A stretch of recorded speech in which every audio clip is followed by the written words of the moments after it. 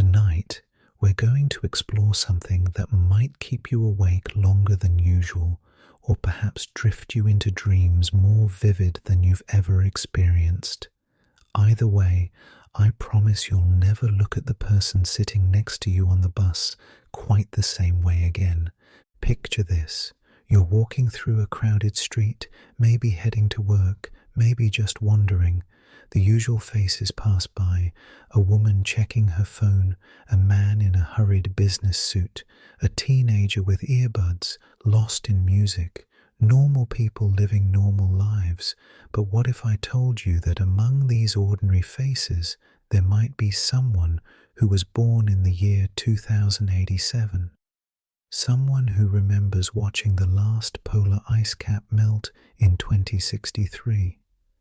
Someone who knows exactly when humanity will make first contact with extraterrestrial life. What if time travelers are already walking among us and we're too busy scrolling through our phones to notice? Welcome to the Slumber Lab, where we dive deep into the mysteries that dance on the edge of science and impossibility.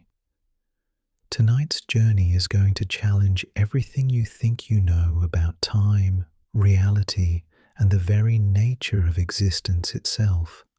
We're going to explore the tantalizing possibility that time travel isn't just science fiction, but science fact. And not some distant future breakthrough, but something that's happening right now, in our present moment. Now, before you click away thinking this is just another conspiracy theory video, let me tell you something. The evidence we're about to examine comes from quantum physicists, historical researchers, government documents, and testimonies that will make your skeptical mind do backflips. This isn't about blurry photographs or wild speculation. This is about patterns, anomalies, and documented cases that mainstream science can't quite explain away. But here's what makes tonight's exploration truly fascinating. We're not just going to talk about whether time travel is possible. We're going to examine the mounting evidence that it's already happening, that temporal visitors are already here, living quietly among us, perhaps working in offices, teaching in schools, or serving coffee at your local cafe. Some might be accidental travelers, displaced by experiments gone wrong. Others might be here on purpose, carefully observing our era for reasons we can barely comprehend. And the most unsettling part? They might not even know they're time travelers themselves. By the end of our journey tonight, you'll understand why certain historical photographs show people wearing clothes that shouldn't exist yet. Why some individuals seem to possess knowledge about future events with uncanny accuracy. Why government agencies have classified files dedicated to what they call temporal anomalies, and why the physics of time travel might be far more accessible than we've been led to believe. But I'm getting ahead of myself. Let's start with something that happened just last Tuesday in a small cafe in Portland, Oregon. Something so ordinary that most people would dismiss it without a second thought. Something that might be the most extraordinary thing you'll hear all week. Sarah Chen was working her usual morning shift at Grounded Coffee when a man walked in around 8:47 a.m. Nothing unusual about that. Middle-aged, wearing a simple grey sweater, carrying what looked like a leather messenger bag. He ordered a medium dark roast, paid with exact change, and sat by the window. Standard Tuesday morning stuff, except for one tiny detail that Sarah almost missed. When he paid, he handed her coins that looked slightly off. Not foreign currency, but American quarters and dimes that seemed newer than new, almost like they'd been minted yesterday, despite being dated from years ago. But here's the really strange part. Later that day, when Sarah was cleaning his table, she found a receipt tucked under his coffee cup, not from their cafe. The receipt was from Grounded Coffee, dated March 15th, 2029. Sarah kept that receipt. She posted about it on social media, thinking it was some kind of printing error or elaborate prank. But when she contacted the receipt paper manufacturer, they confirmed something that made her hands shake. The paper composition and printing technology used on that receipt wouldn't be available until at least 2027. Now, you might be thinking this is just one weird incident, a fluke, a hoax, but Sarah's experience is part of a pattern that's been quietly documented by researchers for decades, a pattern of temporal anomalies that suggests we're living alongside visitors from tomorrow. Dr. Elena Vasquez, a quantum physicist at MIT, has been collecting similar reports for the past 8 years. Her files contain over 300 documented cases of what she calls temporal displacement indicators. Everything from people who seem to know about technology before it's invented, to individuals who possess currency or documents from future dates, to witnesses who've observed seemingly impossible knowledge of upcoming events. But Dr. Vasquez isn't some fringe researcher chasing fantasies. She's published peer-reviewed papers on quantum mechanics and temporal theory. She's consulted for NASA on theoretical physics projects. And she's convinced that time travel isn't just possible, it's probable. More than that, she believes it's already happening on a regular basis. In her research notes, which she shared exclusively with our investigation, Dr. Vasquez writes, "The mathematical frameworks we've developed for understanding time suggest that temporal displacement should be occurring naturally, even without advanced technology. Quantum fluctuations, gravitational anomalies, and electromagnetic disturbances could theoretically create what I call temporal bridges, small tears in the fabric of space-time that allow consciousness or even physical matter to slip between different temporal coordinates. But if time travelers are already among us, why haven't they revealed themselves? Why aren't they changing history or warning us about disasters? The answer might be more disturbing than you think. According to Dr. Vasquez's research, most temporal displacement appears to be accidental. People who've somehow slipped through these quantum cracks in time, finding themselves in our era without understanding how they got here.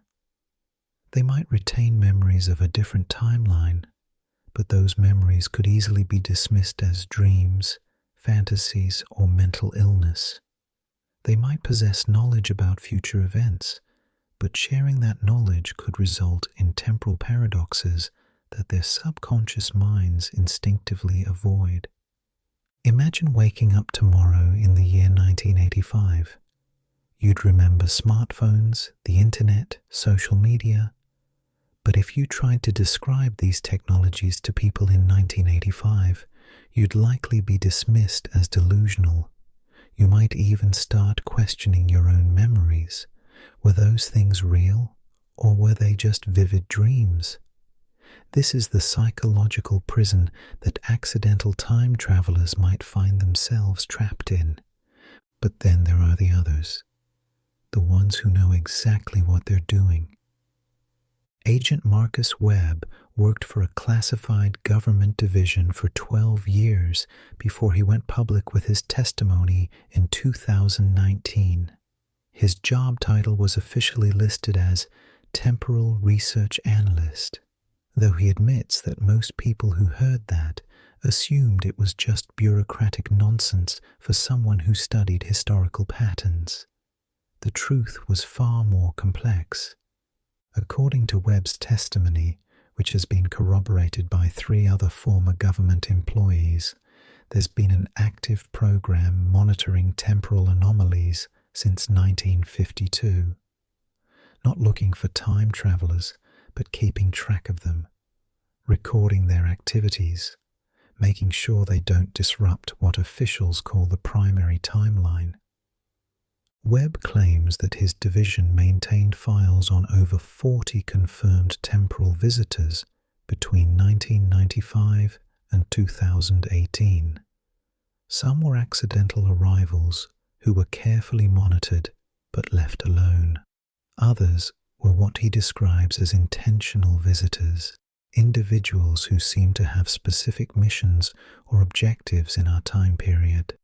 The most disturbing part of Webb's testimony concerns what happened to temporal visitors who began sharing information about future events or technologies. According to Webb, these individuals would often experience what appeared to be selective memory loss, not through any government intervention, but through what seemed to be a natural temporal correction mechanism, as if the universe itself was protecting the timeline by erasing problematic memories. But Webb's testimony raises an even more unsettling question. If there's a government program monitoring time travelers, and if temporal visitors are experiencing memory correction, then how do we know that we ourselves aren't displaced from some other time period? How do we know that our memories of this timeline are authentic? This is where the rabbit hole gets deeper than most people are prepared to go, because the evidence suggests that temporal displacement might not be an isolated phenomenon affecting a few individuals. It might be affecting all of us all the time in ways we're only beginning to understand. Dr. Michael Harrison, a cognitive neuroscientist at Stanford, has been studying what he calls temporal memory inconsistencies in ordinary people. His research involves detailed interviews about personal memories, cross-referenced with historical records and photographic evidence. What he's discovered challenges our basic understanding of how memory and time intersect.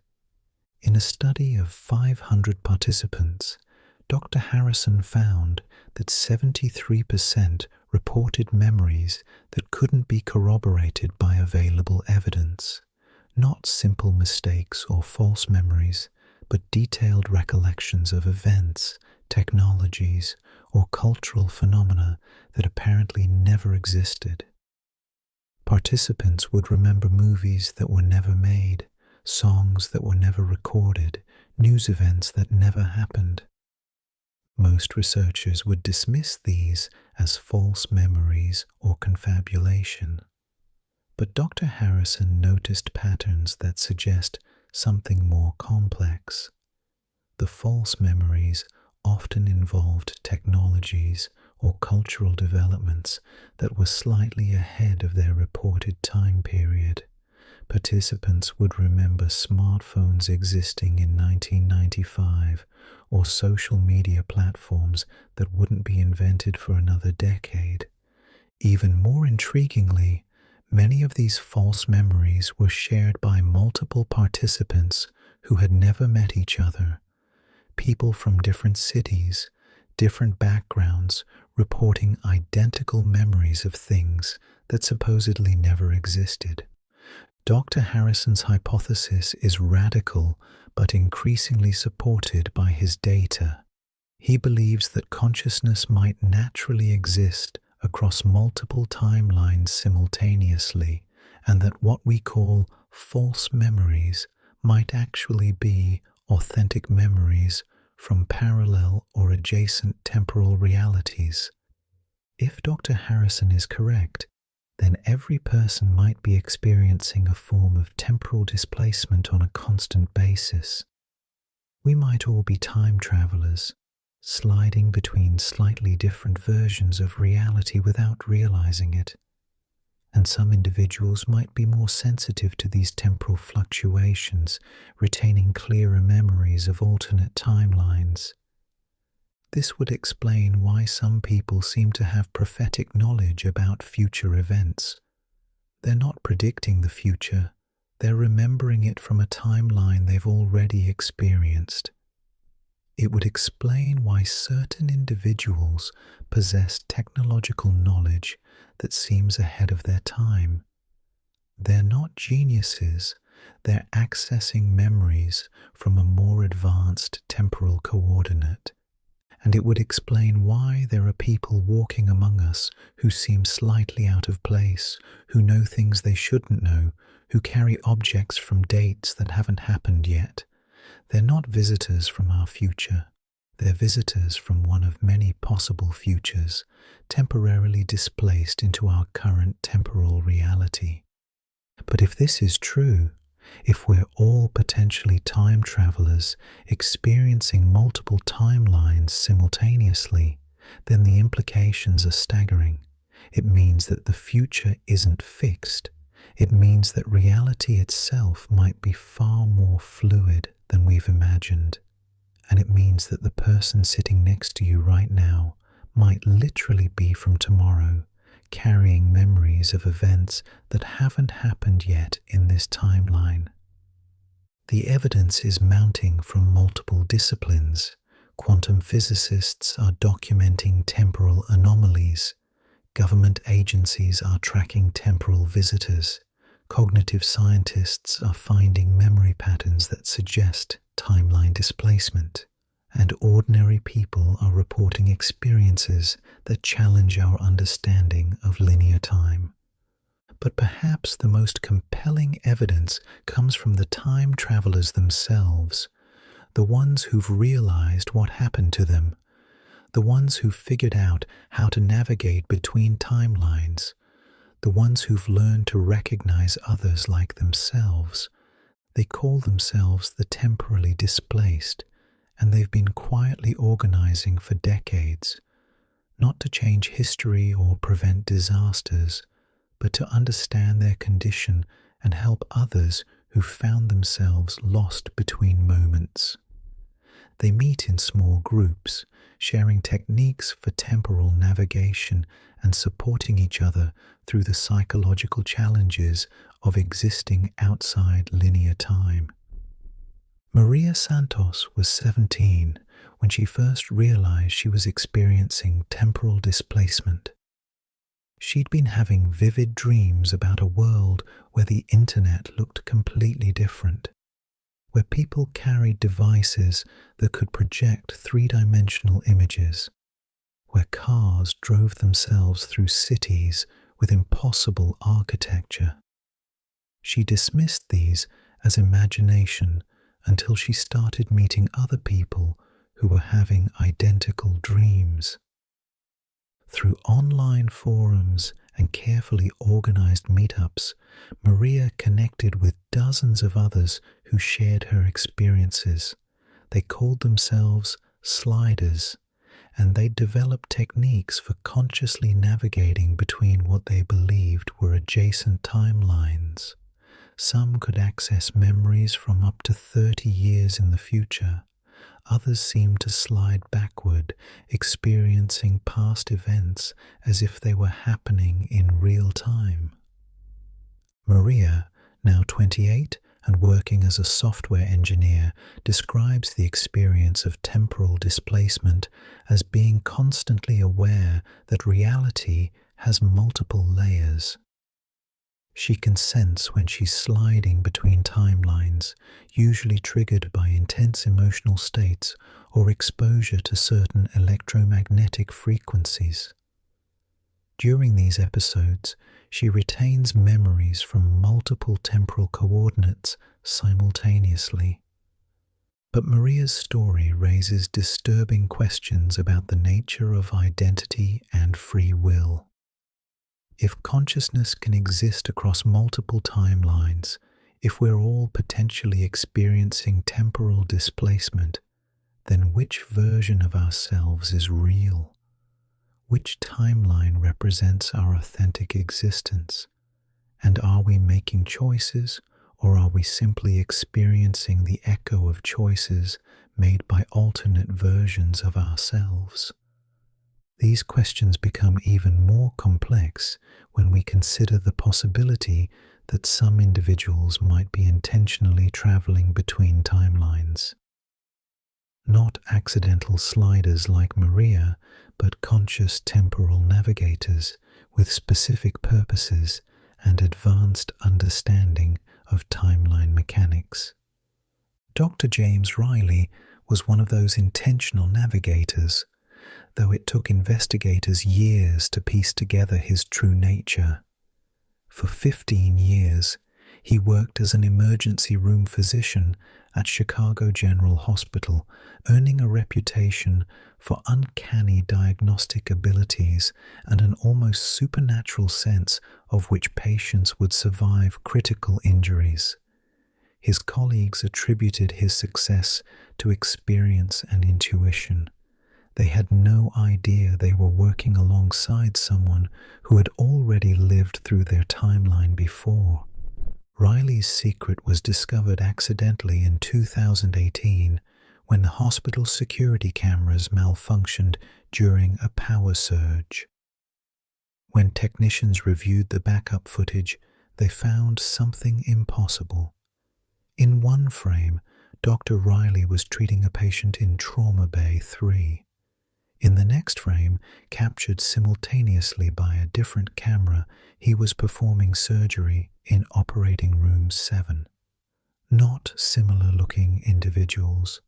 The same person wearing the same clothes with the same surgical gloves in two places at once. The hospital administration quietly launched an investigation, assuming the footage was corrupted.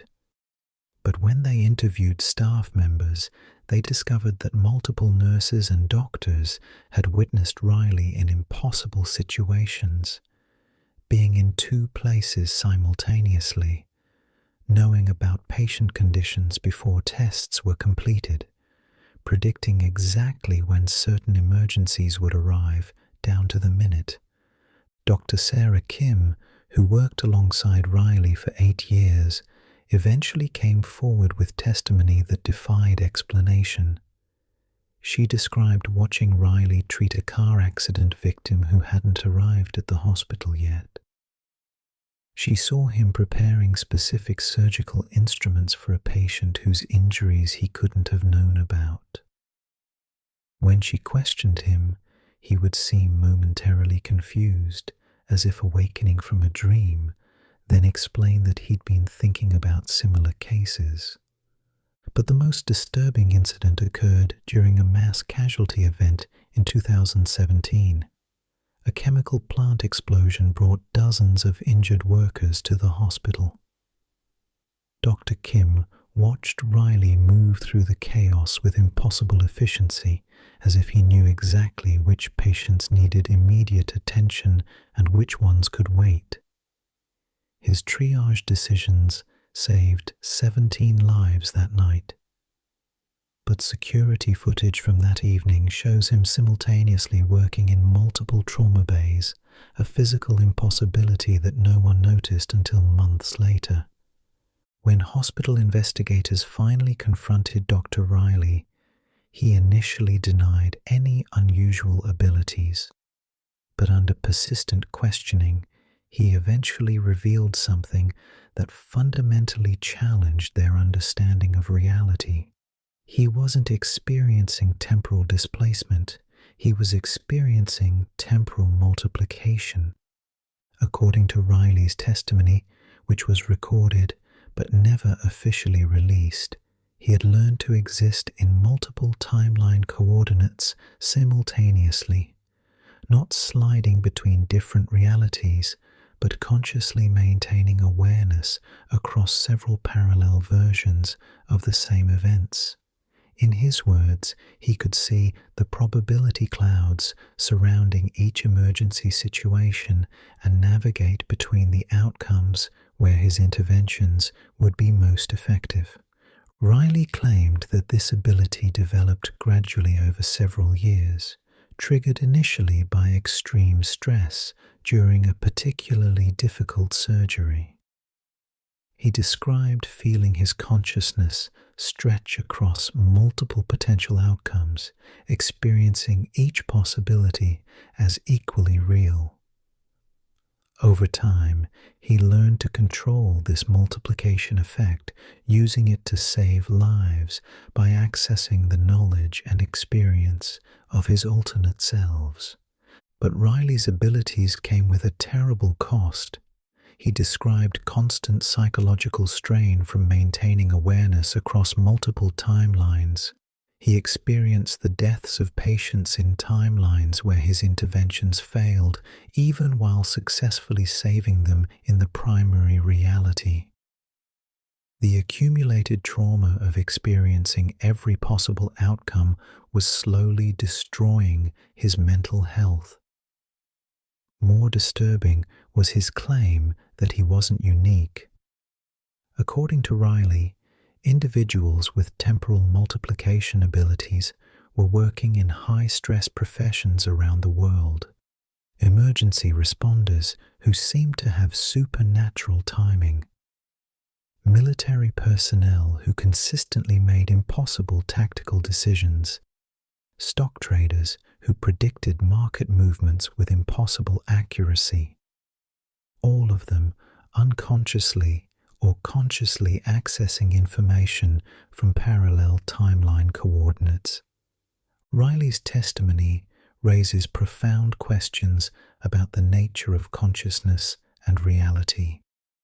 If some individuals can experience multiple timelines simultaneously, if they can access knowledge from alternate versions of events, then our understanding of causality and free will becomes meaningless. Are these individuals making choices, or are they simply channeling decisions made by their temporal alternates? But perhaps more unsettling is the possibility that temporal multiplication might be spreading. Dr. Riley claimed that exposure to individuals with these abilities could trigger similar development in others. That consciousness might be naturally evolving toward multidimensional awareness, with some people serving as catalysts for others. This would explain the increasing frequency of temporal anomaly reports over the past decade. It's not that more time travelers are arriving in our era. It's that more people are developing the ability to perceive and interact with multiple timeline coordinates. We might be witnessing the emergence of a new form of human consciousness, one that exists outside the constraints of linear time. The implications are staggering. If temporal multiplication is a developing human ability, then everything we understand about individual identity becomes questionable. You might not be one person living one life. You might be one consciousness experiencing multiple versions of yourself across parallel timelines, with varying degrees of awareness about these alternate experiences. Consider your own life for a moment. Have you ever had the experience of knowing something you couldn't possibly know? Of making decisions that seemed to come from nowhere but turned out to be exactly right? Of feeling like you've lived through certain moments before, not as déjà vu, but as genuine memory? These experiences might not be psychological quirks. They might be evidence that your consciousness is already operating across multiple temporal coordinates. Dr. Lisa Chen, a researcher at the Institute for Consciousness Studies, has been documenting what she calls temporal bleed-through in ordinary individuals. Her research suggests that most people experience some degree of multi-timeline awareness, but dismiss these experiences as imagination or coincidence. In controlled experiments, Dr. Chen has found that 67% of participants can accurately predict random number sequences when they're instructed to remember the numbers rather than guess them. When asked to describe their mental process, participants consistently report that they're not predicting the future numbers, but recalling them from a memory that feels like it belongs to someone else. Even more remarkably, Dr. Chen has documented cases where participants seem to access skills and knowledge from alternate versions of themselves. Individuals with no musical training successfully playing complex piano pieces by remembering lessons they never took. People speaking languages they've never studied by accessing memories from versions of themselves who lived in different countries. These experiments suggest that consciousness might naturally exist in a state of temporal multiplication, with most people experiencing only fragments of their alternate timeline experiences. But as more individuals become aware of these abilities, the boundaries between timelines might be becoming more permeable. This permeability could explain the increasing number of temporal anomaly reports worldwide. People aren't just experiencing displacement from other timelines, they're beginning to consciously navigate between them. They're learning to access the knowledge and experiences of their alternate selves. And some are discovering that they can influence events across multiple timeline coordinates simultaneously. But with this expanding awareness comes dangerous territory. If consciousness can operate across multiple timelines, if individuals can access alternate versions of reality, then the stability of our primary timeline might be at risk. Every choice made with multi-temporal awareness could create ripple effects across parallel realities. Every intervention based on knowledge from alternate timelines could fundamentally alter the course of events. Government agencies worldwide have begun taking these possibilities seriously. Classified documents released through Freedom of Information requests reveal that multiple nations have established departments dedicated to monitoring temporal anomalies and identifying individuals with multi-timeline abilities. These aren't science fiction programs. They're serious research initiatives with substantial funding and high-level security clearances. Agent David Park, formerly with the Department of Temporal Security, has provided testimony about government efforts to track and manage individuals with temporal abilities. According to Park, these programs operate under the assumption that uncontrolled temporal manipulation poses a national security threat. Individuals who can access information from alternate timelines could potentially destabilize economic markets, political systems, or military operations. But Park's testimony reveals something even more concerning. Government research has identified individuals who seem to be intentionally manipulating timeline coordinates for personal gain. People who use knowledge from alternate realities to make profitable investments, avoid disasters, or influence political outcomes. These temporal manipulators represent a new form of crime that existing legal systems are completely unprepared to address. How do you prosecute someone for using information that technically doesn't exist yet? How do you prove that someone accessed knowledge from an alternate timeline? How do you maintain social order when some individuals have fundamental advantages over others based on their temporal abilities? These questions become even more complex when we consider the possibility that some temporal manipulators might not be from our timeline at all. They might be visitors from futures where temporal technology is commonplace, using advanced knowledge to influence our present for purposes we can't comprehend. Dr. Amanda Foster, a theoretical physicist at Cambridge, has proposed that our current era might be experiencing temporal tourism from multiple future civilizations. In her controversial paper, The Temporal Tourist Hypothesis, she suggests that our time period represents a crucial junction point in human history, making it an attractive destination for visitors from various potential futures. According to Dr. Foster's research, certain historical periods naturally attract temporal visitors because they represent moments of significant change or decision. The development of nuclear weapons, the rise of artificial intelligence, the beginning of climate change. These are all events that would be of immense interest to future historians and scientists, but temporal tourists wouldn't necessarily reveal themselves or interfere directly with events. They would likely operate as covert observers, carefully documenting our era while avoiding actions that might alter their own timelines. They might live among us for years, working ordinary jobs, maintaining normal relationships, all while secretly recording information for future analysis. This possibility adds another layer to the temporal anomaly mystery.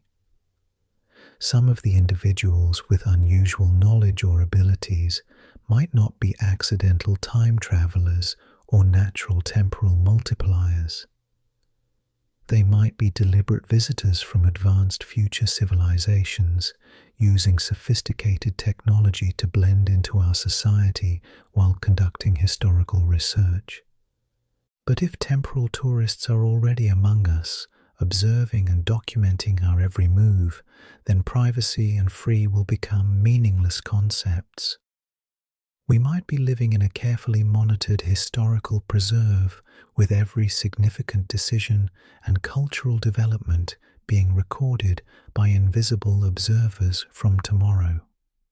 The evidence for temporal tourism comes from multiple sources.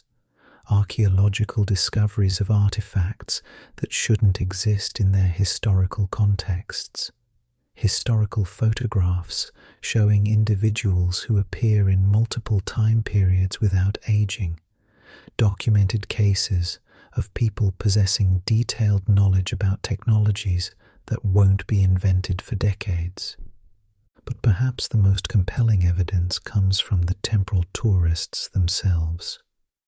The ones who've broken protocol and revealed their true nature to trusted individuals. Their testimonies, carefully documented by researchers like Dr.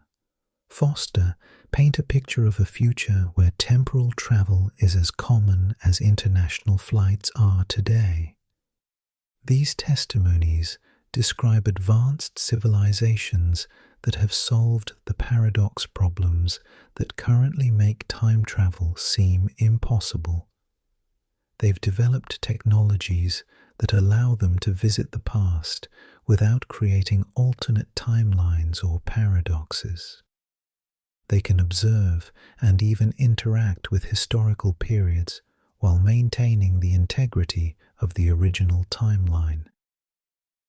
But according to these accounts, temporal tourism isn't without risks. Visitors must undergo extensive psychological preparation to avoid temporal displacement syndrome, a condition where prolonged exposure to past eras can cause them to lose connection with their original timeline. Some tourists become so immersed in historical periods that they choose to remain permanently, abandoning their futures to live in the past. This might explain some of the temporal anomalies we've been documenting. Individuals with impossible knowledge might not be accidental time travelers or natural temporal multipliers. They might be temporal tourists who've become psychologically displaced, retaining memories and knowledge from their original timeline while losing the ability to return home. These displaced tourists represent a unique category of temporal anomaly. They possess advanced knowledge and possibly technology from future civilizations, but they're trapped in our time period without access to the support systems that would normally help them navigate temporal displacement. They might not even remember their true origins, experiencing their future memories as dreams or fantasies. But if temporal tourism is real, if visitors from multiple futures are living among us, then the implications extend far beyond individual cases of displacement. It means that our timeline has already been extensively documented by future civilizations. It means that major historical events might be influenced by the presence of temporal observers, and it means that the future might not be as uncertain as we believe. Think about what this means for your understanding of free will and determinism. If future observers are already here, documenting our choices and recording our decisions, then perhaps the future isn't unknown at all. Perhaps it's already been written, observed, and catalogued by civilizations that evolved from the very choices we think we're making freely right now. This creates what Dr. Foster calls the temporal observation paradox. If the future already knows what we're going to choose, are we actually choosing anything? Or are we simply playing out predetermined scenarios that have already been documented by our temporal descendants? But the paradox goes deeper than philosophical speculation. Recent quantum experiments at CERN have detected what researchers are calling temporal echo signatures in particle decay patterns. These signatures suggest that subatomic events are being influenced by observation from future coordinate points. In simpler terms, particles seem to be behaving differently because they're being watched by observers who haven't been born yet. Dr. Sarah Mitchell, the lead researcher on Project Kronos at CERN, describes these findings as fundamentally disturbing to our understanding of causality. In her classified reports, which were leaked in 2021, she writes, "We're not just detecting evidence of future observation. We're finding that future observation is actively shaping present reality at the quantum level. This suggests that temporal tourists aren't passive observers. Their very presence in our timeline is influencing the events they're supposedly just documenting." This quantum evidence supports testimonies from individuals who claim to be displaced temporal tourists. According to their accounts, advanced future civilizations have discovered that observation itself is a form of interaction. Even when trying to remain completely passive, temporal visitors inevitably influence the events they're witnessing simply by being present to observe them. Marcus Chen, who claims to be a temporal researcher from 2087, provided detailed testimony about these observation effects before disappearing in 2019. According to Chen, his mission was to document the early development of artificial intelligence in our era, but his presence, even as a covert observer, was subtly influencing the very technological developments he was supposed to be studying. Chen described experiencing what he called temporal feedback loops, where his knowledge of future AI developments would unconsciously influence his interactions with contemporary researchers.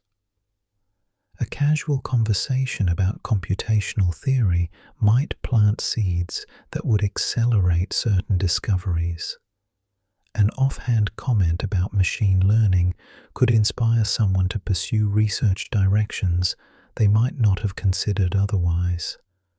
This feedback effect becomes even more complex when we consider that multiple temporal visitors might be operating in the same time period simultaneously.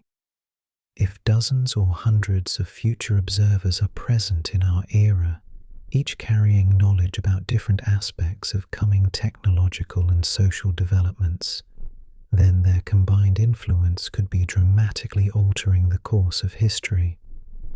Dr. Rachel Torres, a complexity theorist at Berkeley, has been modeling these potential temporal feedback effects. Her research suggests that even minimal interference from time travelers could create what she calls cascade alterations throughout the timeline. Small changes compound exponentially, eventually resulting in futures that are completely different from the ones the original visitors came from. This creates an impossible situation for temporal tourists. The more they observe, the more they change. The more they change, the more they risk erasing their own timelines. And yet, they can't stop observing because that's the very purpose of their presence in our era. According to Dr. Torres's models, this could explain why temporal anomalies seem to be increasing in frequency. As more future civilizations develop temporal tourism technology, more visitors arrive in our time period. Each new arrival increases the cumulative alteration effect, which in turn creates more timeline instability, which generates more temporal anomalies and displacement events. We might be witnessing the early stages of what Dr. Torres calls temporal cascade collapse, where the sheer volume of time travelers begins to destabilize the fundamental structure of linear causality.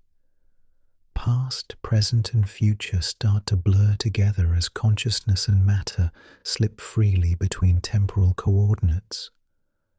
But if we're approaching temporal cascade collapse, then the implications are terrifying.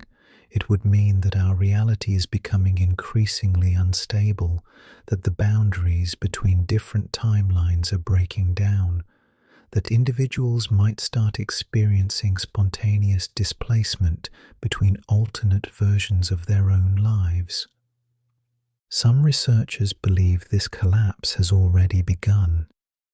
Dr. Kevin Walsh, a physicist who worked on classified temporal research before going public in 2020, claims that government agencies have detected what they call reality fluctuation events with increasing frequency over the past decade. According to Walsh's testimony, these events involve localized areas where the laws of physics seem to temporarily change. Gravity might work differently for a few minutes. Time might flow at varying speeds within a small geographic region. Objects might spontaneously appear or disappear as they slip between timeline coordinates. Walsh describes witnessing one such event during his time with the Temporal Anomaly Division. In March 2018, a section of downtown Denver experienced what appeared to be a localized time acceleration. Security cameras recorded pedestrians and vehicles moving at normal speed, while everything within a 3-block radius appeared to be moving in slow motion relative to the outside world. The event lasted for 17 minutes, during which time people inside the affected area experienced what felt like several hours.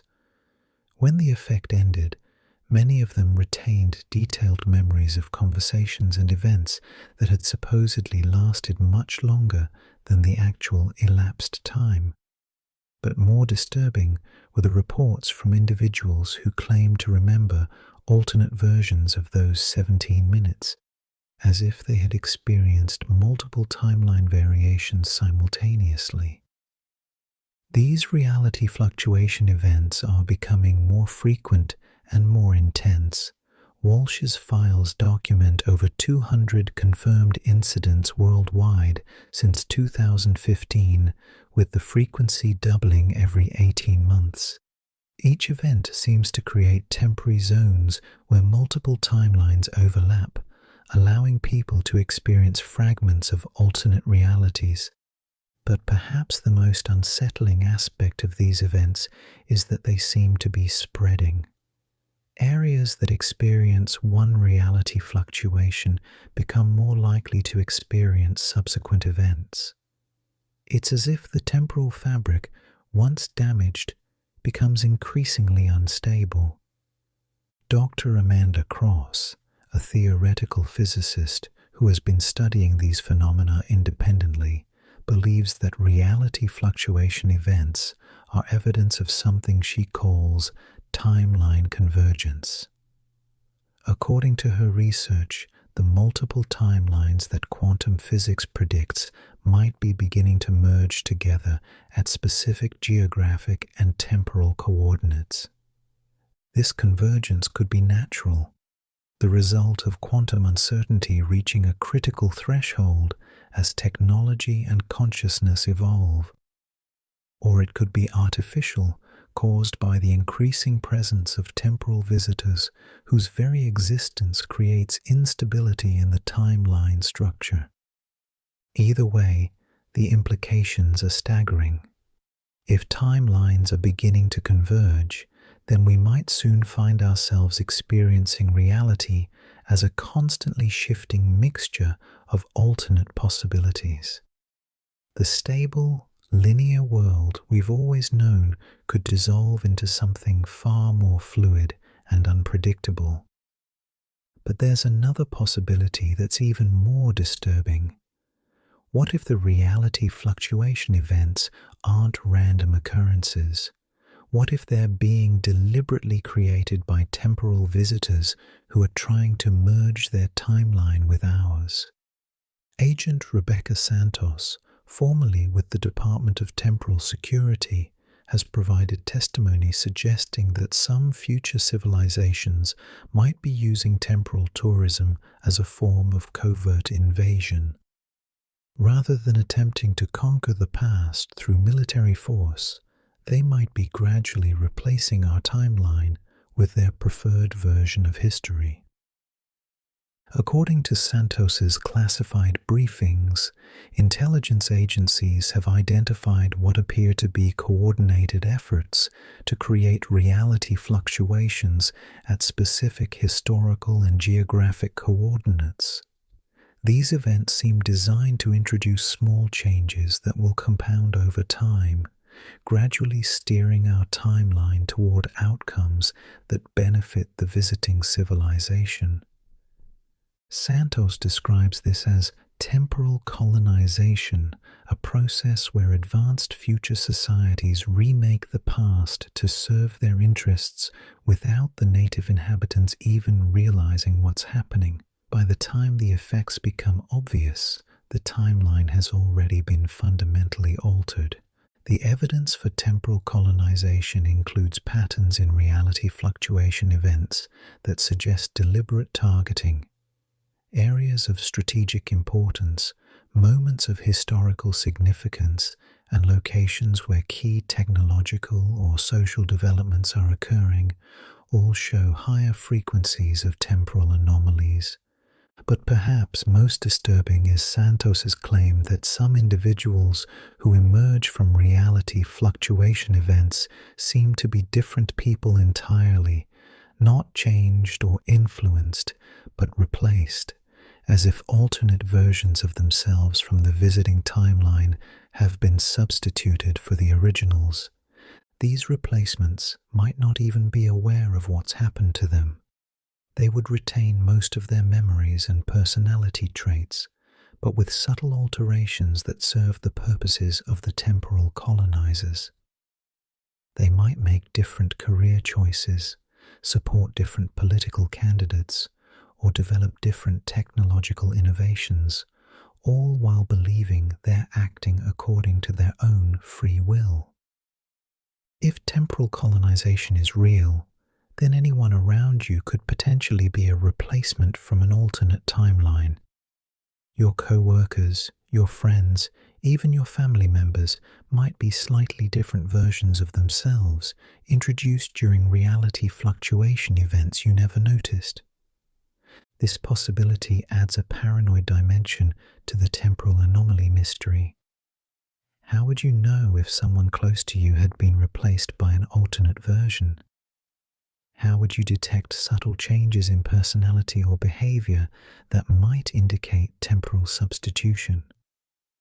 Dr. Lisa Park, a cognitive scientist who has been studying post-fluctuation individuals, has identified several potential indicators of temporal replacement. These include sudden changes in food preferences, altered handwriting patterns, and modified emotional responses to familiar stimuli. But these changes are often so subtle that they could easily be attributed to normal personality development or psychological stress. More concerning are the cases where individuals seem to possess knowledge or skills they shouldn't have. People who suddenly become fluent in languages they never studied. Individuals who develop expertise in technical fields without any training. These abilities might be carried over from the alternate versions of themselves who have been substituted into our timeline. But Dr. Park's research has revealed something even more unsettling. In some cases, the replaced individuals seem to be aware of their condition. They retain memories from both their original timeline and the one they've been transplanted from. They experience a form of temporal dual consciousness, knowing that they're not quite the same person they used to be. These dual consciousness individuals often report feeling like they're living someone else's life, making choices that don't feel entirely their own. They might remember having different relationships, pursuing different careers, or living in different locations.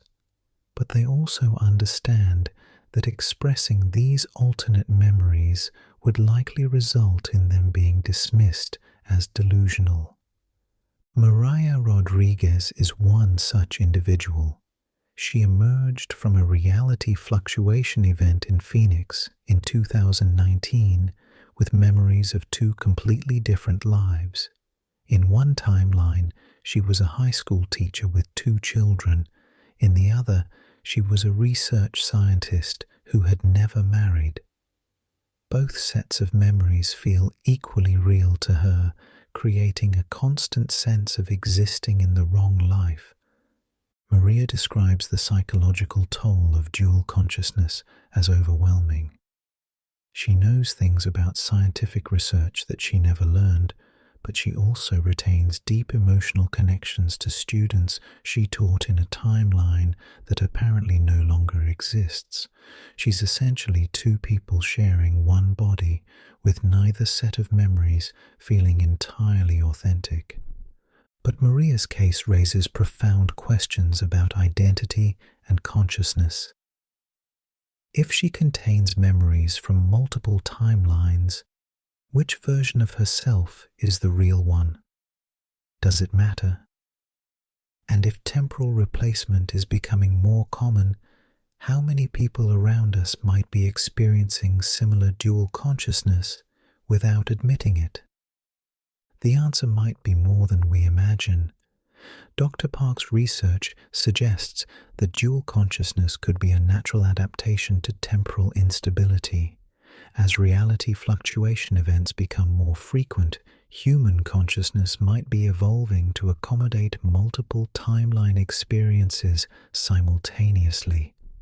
This evolution could explain the increasing reports of people who seem to remember events that never happened, possess knowledge they never acquired, or feel like they're living lives that don't quite fit. These might not be false memories or psychological disorders. They might be evidence that consciousness is adapting to exist across multiple temporal coordinates. But if human consciousness is evolving to accommodate temporal multiplicity, then we're approaching a fundamental transformation in what it means to be human. We might be witnessing the emergence of a new form of awareness that exists outside the constraints of linear time and singular identity. The implications extend far beyond individual psychology. If enough people develop dual or multiple consciousness, society itself could begin to function differently. Legal systems based on individual responsibility become meaningless when people might be acting according to memories from alternate timelines. Economic structures break down when some individuals possess knowledge about future market conditions. Political systems collapse when voters might be influenced by experiences from different versions of history. We might be approaching what researchers call the temporal singularity, a point where the distinction between past, present, and future becomes meaningless, where consciousness exists simultaneously across multiple timeline coordinates, where reality itself becomes fluid and malleable. But perhaps that's not a disaster waiting to happen. Perhaps it's an evolution waiting to unfold. Perhaps the time travelers among us aren't invaders or tourists or accidents. Perhaps they're the early representatives of what humanity is becoming. Dr. James Liu, a consciousness researcher at the Institute for Advanced Study, has proposed that temporal displacement might be the next stage in human evolution. Just as our ancestors developed language to share information across space, we might be developing temporal consciousness to share information across time. According to Dr. Liu's research, individuals with temporal abilities often report expanded empathy, enhanced problem-solving capabilities, and deeper understanding of complex systems. They seem to perceive connections and patterns that single timeline consciousness cannot detect. They might represent the emergence of a more advanced form of human awareness. But if temporal consciousness is the future of human evolution, then the transition period we're currently experiencing could be turbulent and dangerous. Society would need to adapt to accommodate individuals with fundamentally different cognitive capabilities. Existing power structures would be challenged by people who can access information from multiple timeline coordinates. This transition might explain the increasing frequency of temporal anomalies, reality fluctuation events, and reports of displaced individuals. We might not be witnessing an invasion or a collapse. We might be witnessing a metamorphosis. The time travelers among us might not be foreign visitors at all. They might be the advanced scouts of our own species' transformation. They might be showing us what we're all becoming, whether we're ready or not. As we drift deeper into this possibility, consider what it means for your own experience of reality. Have you ever had moments where you felt like you were remembering something that hadn't happened yet? Where you knew exactly what someone was going to say before they said it? Where you walked into a room and felt overwhelmingly certain you'd been there before, even though you knew you hadn't? These experiences might not be psychological quirks or coincidences. They might be evidence that your consciousness is already beginning to operate across multiple temporal coordinates. You might be one of the early adapters, unconsciously accessing memories and knowledge from alternate versions of yourself. Dr. Patricia Wong, a neurologist at Johns Hopkins, has been conducting brain scans of individuals who report temporal experiences. Her research reveals fascinating patterns in neural activity that suggest these people's brains are literally wired differently. They show increased connectivity between regions associated with memory, prediction, and spatial reasoning. But most remarkably, their brain activity sometimes appears to be responding to stimuli that haven't been presented yet. During controlled experiments, Dr. Wong recorded participants' neural responses while they waited to view random images on a computer screen. In normal subjects, brain activity changes only after the image appears. But in individuals with reported temporal experiences, neural activity often begins changing several seconds before the image is displayed, as if their brains are responding to future information. This neurological evidence supports the testimonies of people who claim to experience temporal consciousness. Their brains might actually be processing information from multiple timeline coordinates simultaneously, creating the subjective experience of remembering the future or knowing things they shouldn't know. But Dr. Wong's research has uncovered something even more intriguing. These neural patterns appear to be spreading. People who spend time around individuals with temporal consciousness often begin developing similar brain activity patterns themselves. It's as if temporal awareness is contagious, transmitted through some mechanism we don't yet understand. This transmission effect could explain the clustering of temporal anomalies in certain geographic areas. Cities like Portland, Denver, and Phoenix haven't just experienced more reality fluctuation events. They've also produced higher numbers of individuals reporting temporal consciousness experiences. The presence of time travelers or temporally aware individuals might be catalyzing similar development in others. Emma Kowalski discovered this firsthand when she moved to Portland in 2020. Within 6 months of arriving, she began experiencing what she describes as time echoes. She would walk down streets and simultaneously see them as they had been decades earlier, and as they might become in the future. She could enter buildings and perceive their entire history layered like transparent films. Initially, Emma assumed she was experiencing some form of psychological breakdown. But when she connected with local support groups for people with similar experiences, she discovered that her symptoms were remarkably common among Portland residents. Nearly 12% of the population reported some form of temporal awareness compared to less than 2% in most other cities. Emma's experiences intensified over time. She began accessing memories from alternate versions of herself who had made different life choices. She could remember graduating from colleges she'd never attended, pursuing careers she'd never considered, living in relationships with people she'd never met. These weren't fantasies or dreams. They felt like authentic memories from lives she had actually lived. But perhaps most disturbing was Emma's growing awareness that she could influence which memories became dominant. Through focused concentration, she could strengthen certain timeline experiences while suppressing others. She was essentially choosing which version of herself to be from moment to moment. This ability to consciously navigate between alternate memories raises profound questions about free will and identity.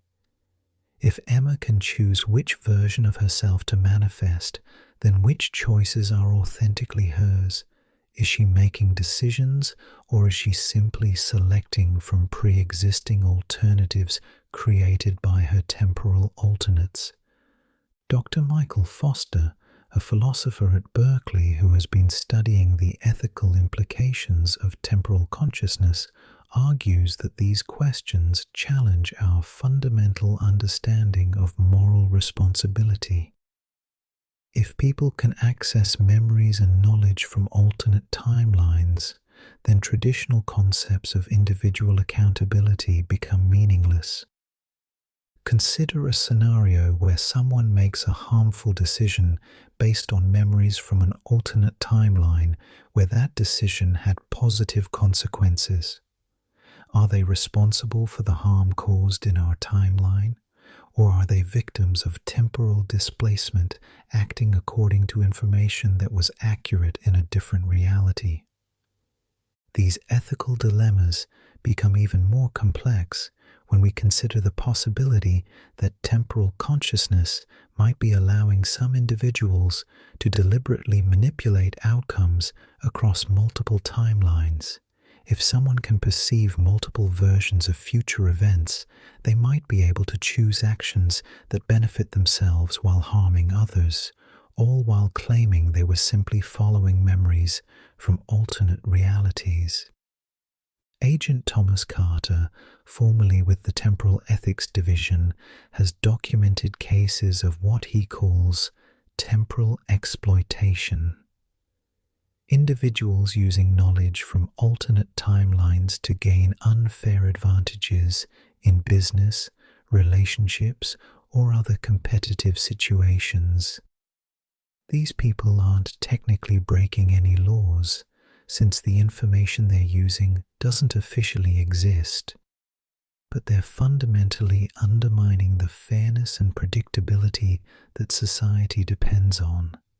Carter describes one case where a stock trader named David Park appeared to be making investment decisions based on knowledge from timelines where certain market events had already occurred.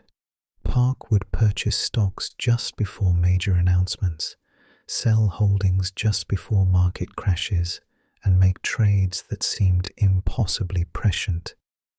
When investigated, Park claimed he was simply following his intuition and conducting thorough research. But surveillance revealed something more complex. Park would often be observed sitting motionless for hours, apparently in deep concentration before making major trades. During these periods, brain scans showed neural activity consistent with temporal consciousness. Park appeared to be accessing memories from alternate timelines where he had already lived through future market events.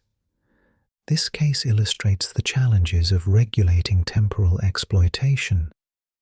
How do you prove that someone is using knowledge from alternate timelines? How do you distinguish between legitimate intuition and temporal cheating? And what penalties can you impose for accessing information that technically doesn't exist yet? But temporal exploitation might be just the beginning of our legal and ethical challenges. As more people develop temporal consciousness, we might see the emergence of what researchers call timeline warfare, conflicts where different groups attempt to manipulate past events to create preferred future outcomes. Dr. Sarah Chen, a game theorist at MIT, has modeled potential scenarios where temporal consciousness becomes widespread. Her simulations suggest that society could fracture into competing factions, each trying to steer the timeline toward their preferred version of the future. These conflicts wouldn't be fought with traditional weapons, but through subtle manipulations of past events and careful positioning of temporal agents. The most dangerous aspect of timeline warfare is that most people wouldn't even realize it was happening. The battles would be fought in the margins of history through seemingly random coincidences, chance encounters, and minor decision changes that compound into major alterations over time. Consider the possibility that timeline warfare is already underway. The increasing political polarization, social instability, and technological disruption we're experiencing might not be natural developments. They might be the result of competing temporal factions manipulating our era to serve their respective agendas. This paranoid possibility adds another layer to the time traveler mystery. Some of the displaced individuals we've been documenting might not be accidental tourists or evolutionary pioneers. They might be temporal soldiers sent back to influence specific events or counter the actions of opposing factions. The evidence for active timeline manipulation comes from patterns in historical anomalies that suggest coordinated interference, key technological breakthroughs happening ahead of schedule, political events unfolding in unexpected ways, social movements emerging with unusual timing and coordination. These could all be signs that our timeline is being actively shaped by temporal interventions. But if timeline warfare is real, then everyone becomes a potential target or unwitting participant.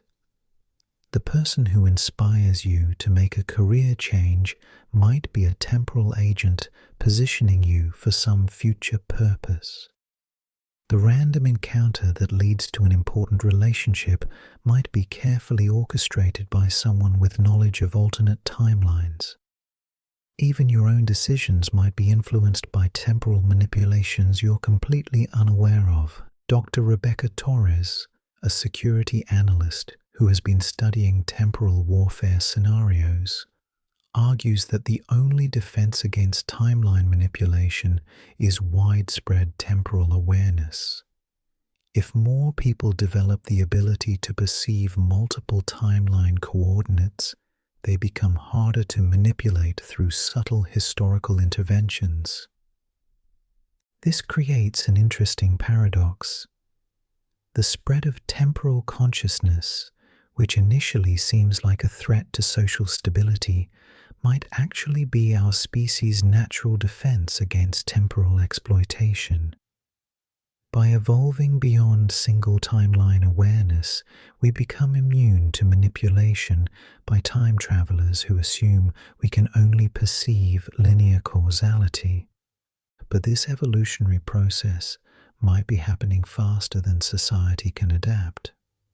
The increasing frequency of temporal anomalies, reality fluctuation events, and individuals with dual consciousness suggests that we're approaching a critical threshold.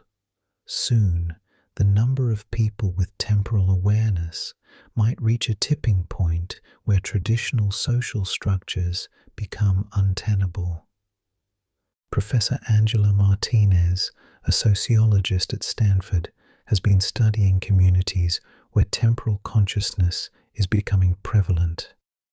Her research reveals fascinating adaptations in how these groups organize themselves and make collective decisions.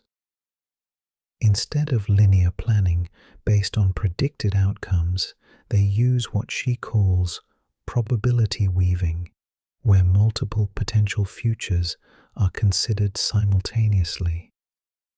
These communities often develop new forms of governance that account for temporal multiplicity. Rather than electing leaders based on their qualifications in a single timeline, they choose representatives who can navigate between alternate versions of themselves to access the widest range of experiences and knowledge. They also create new economic systems that function across multiple timeline coordinates. Instead of traditional currencies based on scarcity and exchange, they develop value systems based on temporal complexity and probability management. Someone who can access valuable information from alternate timelines might trade that knowledge for resources or services in the primary timeline. But perhaps most remarkably, these communities often report higher levels of empathy, cooperation, and social cohesion than traditional groups. When people can perceive multiple versions of themselves and others, competition and conflict begin to seem pointless. Why fight with someone when you can remember timelines where you were close friends? Why hoard resources when you can access memories of timelines where sharing led to better outcomes for everyone? This suggests that temporal consciousness might not just be an individual evolutionary development. it might be driving the emergence of more collaborative and sustainable forms of human society. The time travelers among us might be showing us not just what individual humans are becoming, but what human civilization could become. Dr. James Liu's research supports this optimistic interpretation. His studies of temporally aware individuals reveal consistent patterns of enhanced social intelligence, reduced aggression, and increased concern for long-term consequences. People who can perceive multiple timelines seem naturally inclined toward choices that benefit the greatest number of people across the greatest number of possible futures. But this evolution isn't happening without resistance. Traditional power structures, economic systems, and political institutions are all threatened by the emergence of temporal consciousness. People who can access information from alternate timelines can't be controlled through conventional means. They can't be deceived, manipulated, or coerced in the same ways that work on single timeline consciousness.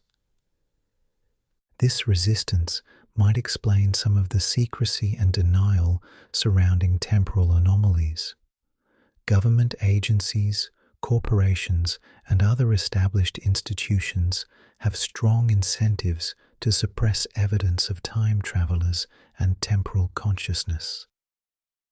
Acknowledging these phenomena would undermine their authority and reveal the limitations of their control. Agent Maria Santos, formerly with the Department of Temporal Security, has provided testimony about deliberate efforts to discredit temporal research and silence individuals reporting anomalous experiences. According to Santos, these suppression campaigns aren't motivated by scientific skepticism, but by institutional self-preservation. Santos describes witnessing the systematic intimidation of researchers studying temporal phenomena, the confiscation of evidence related to time travelers, and the psychiatric institutionalization of individuals claiming temporal consciousness. These actions aren't taken to protect public safety or maintain scientific rigor.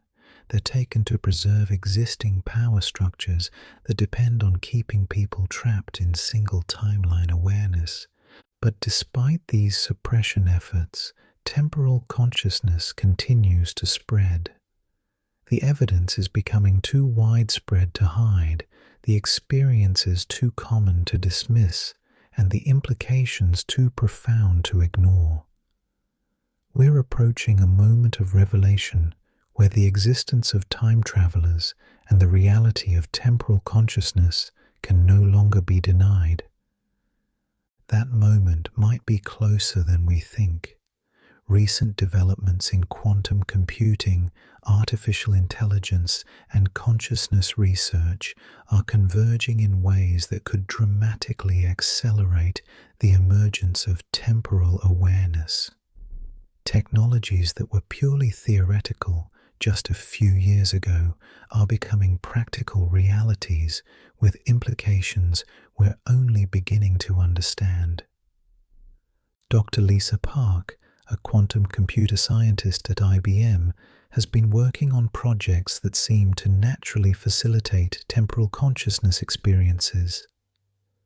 Her quantum processing algorithms appear to create what she calls temporal resonance fields that can trigger spontaneous awareness of alternate timelines in nearby individuals. During testing of a new quantum AI system in 2021, Dr. Park and her team experienced what they initially thought was a technical malfunction. For several hours, everyone in the laboratory reported vivid memories of alternate versions of the experiment where different procedures had been followed and different results obtained. They could remember multiple versions of the same conversations, alternative equipment configurations, and parallel research outcomes. Initially, the team assumed they were experiencing some form of group hallucination caused by electromagnetic interference from the quantum processor. But when they reviewed security footage from the laboratory, they discovered something impossible. The cameras had recorded multiple versions of the same events occurring simultaneously, as if several different timelines were briefly overlapping in the same physical space. This quantum-induced temporal overlap lasted for nearly 6 hours, during which time the research team experienced what Dr. Park describes as parallel consciousness. They remained aware of their primary timeline while simultaneously experiencing alternate versions of themselves conducting different experiments. They could communicate with their alternate selves, share information between timelines, and even coordinate research activities across multiple reality coordinates. When the effect ended, the team retained detailed memories of their parallel experiences, but more importantly, they had gained access to research data from timelines where their experiments had been more successful. They were able to apply insights from their alternate selves to achieve breakthrough results in their primary timeline. Dr. Park's experience suggests that advanced technology might be capable of artificially inducing temporal consciousness in ordinary individuals. If quantum computers can create temporal resonance fields that facilitate timeline overlap, then widespread access to such technology could rapidly accelerate the evolution of human consciousness. But this technological acceleration of temporal awareness raises new concerns about equity and control. If temporal consciousness becomes dependent on access to advanced technology, then it might become a privilege available only to those with sufficient resources. This could create a new form of inequality, where some people have access to multiple timelines while others remain trapped in single timeline awareness. Alternatively, if governments or corporations control the technology that enables temporal consciousness, they might use it to create compliant populations who experience only carefully curated versions of alternate timelines. Instead of expanding human awareness, temporal technology could become a tool for unprecedented psychological control. Dr. Angela Foster, a technology ethicist at Oxford, has been studying these potential dystopian scenarios. Her research suggests that the same quantum technologies that could liberate human consciousness could also be used to imprison it in artificial timeline constructs designed to serve specific agendas. Foster describes experiments where quantum AI systems have been used to create convincing false timelines that feel completely authentic to individuals experiencing them. These artificial realities could be used to manipulate people's behavior by giving them false memories of alternate timelines where certain choices led to positive outcomes. The implications are terrifying. Instead of natural temporal consciousness that allows people to access authentic alternate experiences, we might see the emergence of artificial temporal manipulation that traps people in fabricated realities designed to serve external interests. But Foster's research also reveals potential safeguards against temporal manipulation. Individuals who develop natural temporal consciousness appear to be naturally resistant to artificial timeline constructs. They can instinctively distinguish between authentic alternate memories and artificially implanted ones. This suggests that the rapid spread of natural temporal awareness might be humanity's unconscious defense against technological manipulation. By evolving beyond single timeline consciousness before artificial temporal control becomes widespread, our species might be protecting itself from a future form of psychological enslavement. The race between natural temporal evolution and technological temporal control might determine the future of human consciousness itself.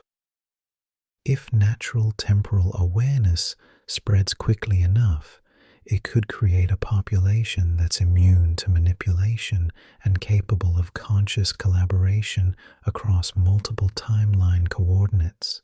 If technological control develops faster, it could trap humanity in artificial realities designed by those who control the temporal technologies. This race is happening right now in our current historical moment. The time travelers among us might not just be random visitors or evolutionary pioneers. They might be crucial participants in determining which version of the future becomes reality. Their presence, their influence, and their interactions with temporally unaware individuals might be tilting the balance toward either liberation or control.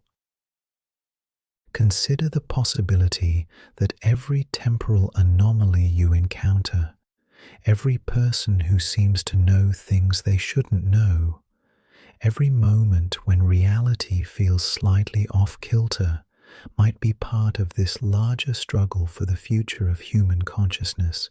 You might not just be witnessing temporal phenomena, you might be participating in the most important evolutionary moment in our species' history. The question isn't just whether time travelers are among us. The question is what their presence means for all of us, and what role we might play in determining whether their influence leads to expansion or exploitation of human awareness. The future of consciousness itself might depend on how we respond to the temporal mysteries unfolding around us right now. As we begin to wrap up tonight's exploration, remember that these aren't just abstract possibilities we've been discussing. These are potential realities that could be affecting your life in ways you've never imagined. The person sitting next to you tomorrow might be carrying memories from 2087. The decisions you make next week might be influenced by knowledge bleeding through from alternate versions of yourself. The future you think you're moving toward might already be documented by observers from tomorrow. But perhaps that's not something to fear. Perhaps it's something to embrace.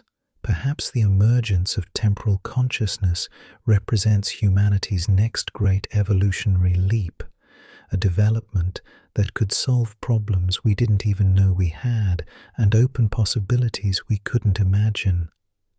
The time travelers among us might not be strangers from distant futures. They might be the early manifestations of what we're all becoming. And if that's true, then the future isn't something that happens to us. It's something we're actively creating, one temporally aware moment at a time. But our journey into the world of temporal mysteries isn't quite over yet, because there's one more piece of this puzzle that we need to examine. One more category of evidence that might change everything you think you know about time, consciousness, and the nature of reality itself.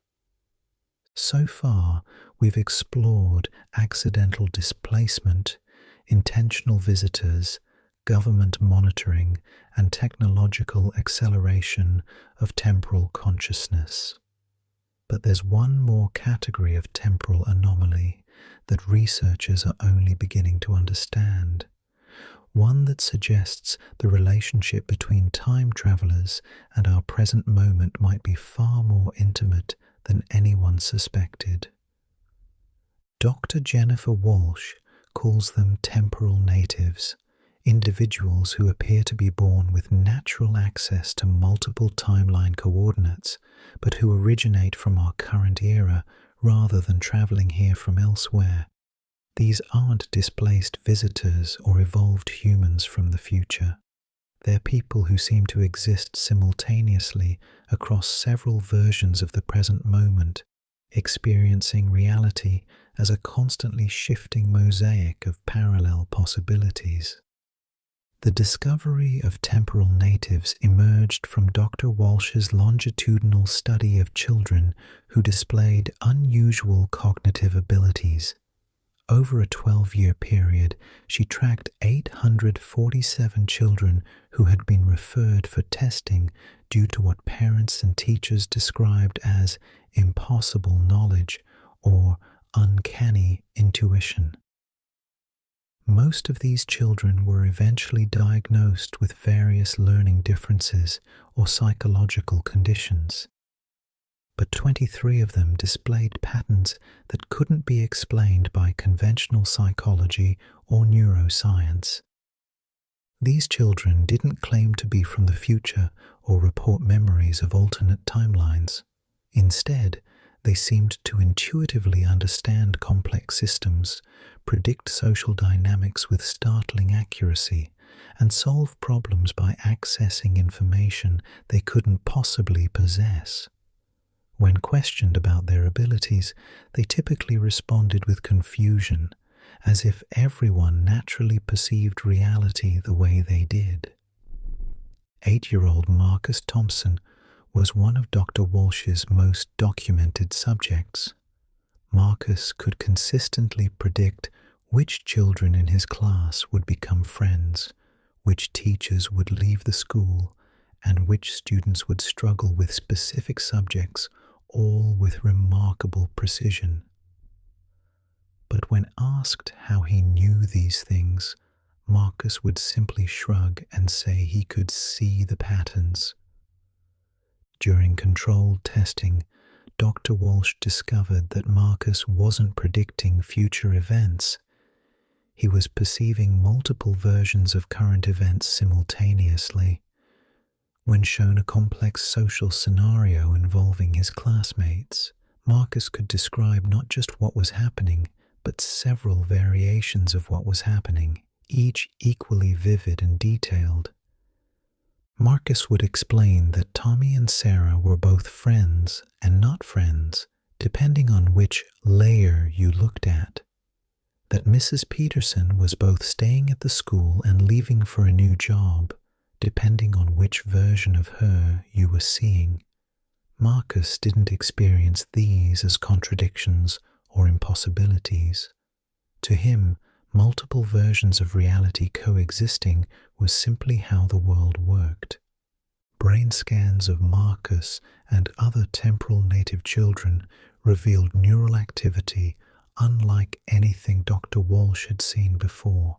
Instead of the localized activation patterns typical of normal cognitive processing, these children showed distributed activity across their entire brains simultaneously. Their neural networks seemed to be processing multiple streams of information in parallel, as if their consciousness was naturally quantum in nature. But perhaps most remarkably, these children appeared to be influencing which version of events became manifest in the primary timeline. Through unconscious selection processes that Dr. Walsh is still trying to understand, temporal native children seemed capable of choosing which possibilities would actualize into experienced reality. This selection ability became apparent during playground observations. Dr. Walsh noticed that conflicts involving temporal native children rarely escalated into serious problems. Not because these children were particularly good at conflict resolution, but because the conflicts seemed to naturally resolve themselves in unexpected ways. Other children would spontaneously change their minds. Teachers would arrive at precisely the right moments, or circumstances would shift in ways that diffused tension. Initially, Dr. Walsh attributed these patterns to confirmation bias or selective observation. but when she began recording detailed data about social interactions involving temporal native children, the statistical evidence became overwhelming. Negative outcomes occurred 73% less frequently around these children than would be expected by chance. Positive outcomes occurred 89% more frequently. The temporal native children weren't consciously manipulating events. They seemed to be unconsciously selecting which version of reality would manifest from the multiple possibilities they perceived. Dr. Walsh theorizes that their natural temporal consciousness allows them to navigate between alternate versions of the present moment, gravitating toward timelines where outcomes align with their emotional preferences. But this ability comes with significant psychological costs. As temporal native children grow older, they often develop what Dr. Walsh calls reality dissociation syndrome. They begin to lose confidence in their perceptions as they realize that other people don't experience the same multiplicity of possibilities. Many become withdrawn, anxious, or depressed as they struggle to function in a world that insists on treating reality as singular and fixed. 17-year-old Emma Rodriguez has lived with temporal native consciousness her entire life, though she only recently learned there was a name for her experiences. Emma describes reality as constantly shifting, like looking at the world through a kaleidoscope that never stops turning. She can perceive multiple versions of every conversation, every interaction, every moment, all happening simultaneously. Emma has learned to focus on what she calls the primary stream, the version of events that seems most stable and consistent with other people's experiences. But she remains aware of the alternate streams running parallel to the primary one.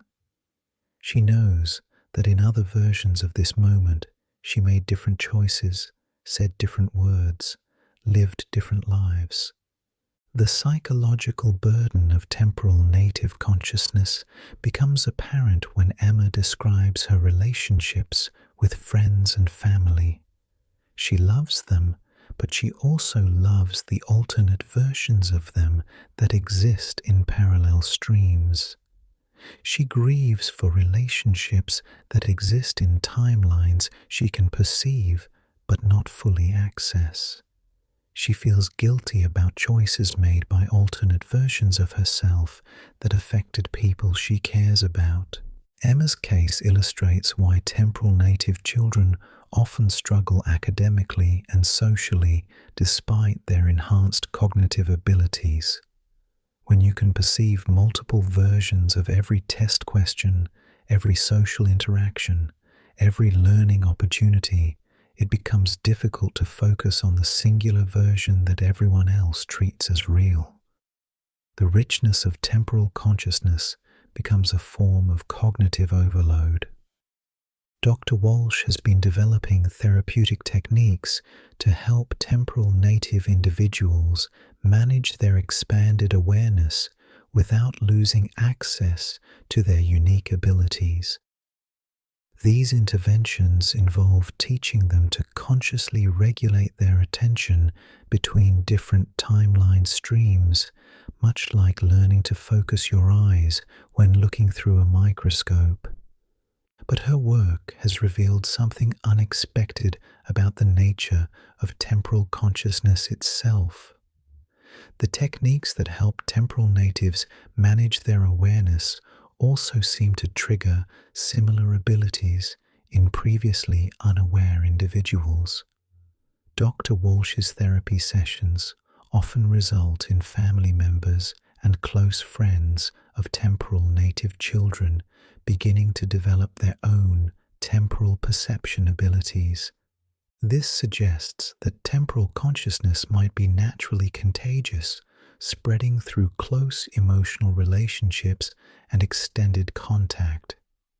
The presence of temporal native individuals might be gradually awakening similar abilities in the broader population, contributing to the increasing frequency of temporal anomaly reports worldwide. Dr. Michael Chen, a consciousness researcher at Duke University, has been studying this transmission effect in controlled laboratory settings. His experiments involve placing temporal native individuals in small groups with temporally unaware volunteers, then monitoring both neural activity and subjective reports over extended periods. The results are remarkable. Within 72 hours of exposure, 67% of previously unaware individuals begin showing neural activity patterns consistent with temporal consciousness. They start reporting enhanced intuition, vivid dreams about alternate realities, and spontaneous knowledge about events they shouldn't be able to predict. But the transmission effect isn't uniform. Some individuals seem naturally resistant to temporal consciousness development, while others appear to be dormant temporal natives who simply needed exposure to awaken their abilities. Dr. Chen has identified several factors that influence temporal consciousness susceptibility, including emotional openness, meditation experience, and previous exposure to unexplained phenomena. Most intriguingly, Dr. Chen's research suggests that the transmission of temporal consciousness accelerates over time. Individuals who develop temporal abilities through exposure become capable of awakening similar abilities in others, creating what he calls consciousness cascade effects. Small groups of temporal natives could theoretically trigger widespread awakening of temporal awareness across entire populations. This cascade potential might explain the exponential increase in temporal anomaly reports over the past decade. As more individuals develop temporal consciousness, either through natural evolution or exposure to temporal natives, the rate of awakening accelerates.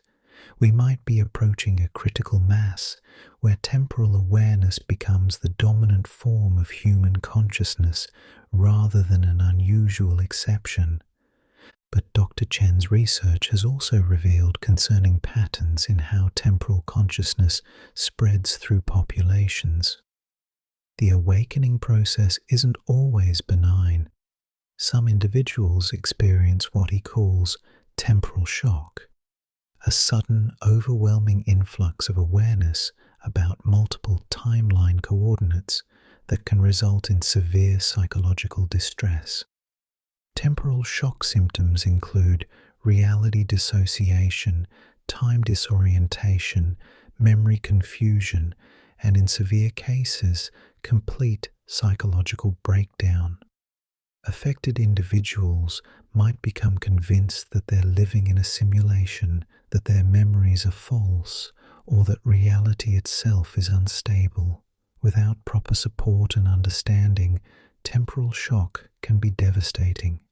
Sarah Kim experienced temporal shock after attending a meditation retreat led by someone who was later identified as a temporal native. Within hours of the final session, Sarah began perceiving what she describes as reality fractures, moments when she could see multiple versions of events happening simultaneously. Initially, Sarah thought she was having a spiritual breakthrough. The meditation instructor had talked about expanded awareness and multiple dimensions of existence. But as the experiences intensified, Sarah realized she was losing her ability to distinguish between different versions of reality. Sarah describes the most severe phase of her temporal shock as living in a blender of possibilities. She would start conversations that she remembered having before, only to realize that the previous versions had occurred in alternate timelines. She would arrive at appointments that existed in some realities but not others. She would remember relationships with people who seemed to have no memory of her. The psychological toll was overwhelming. Sarah couldn't maintain employment because she never knew which version of her work responsibilities would apply on any given day. She couldn't sustain relationships because she would respond to people based on interactions that had occurred in alternate timelines. She began to question whether anything in her experience was real or authentic. Sarah's recovery required intensive therapy with specialists trained in temporal consciousness disorders.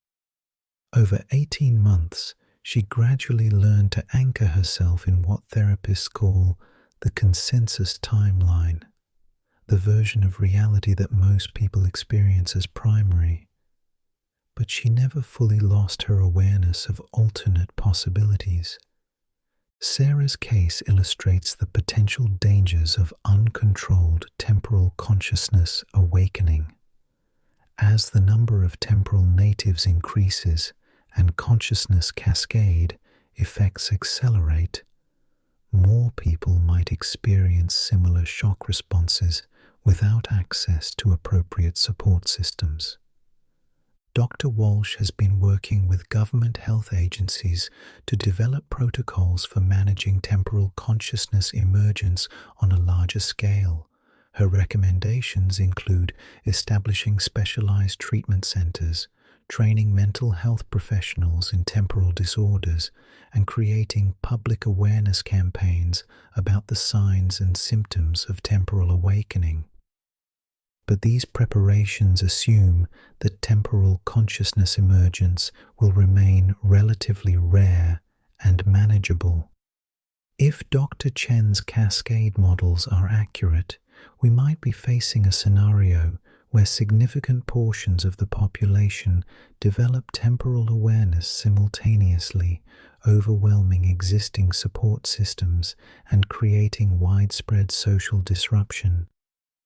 The implications extend beyond individual psychology into fundamental questions about social organization and governance. How do you maintain legal systems when witnesses might be testifying about events from alternate timelines? How do you conduct elections when voters might be influenced by memories of different political outcomes? How do you manage economic systems when some participants have access to information from multiple timeline coordinates? These challenges become even more complex when we consider that temporal natives might not be randomly distributed throughout the population. Dr. Walsh's research suggests that temporal consciousness abilities might be hereditary, concentrated in certain family lines, or linked to specific genetic markers.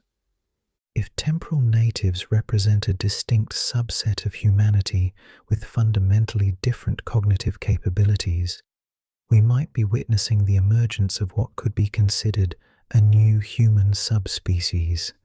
This divergence could lead to social stratification based on temporal abilities, with temporal natives forming a cognitive elite, while temporally unaware individuals become increasingly marginalized.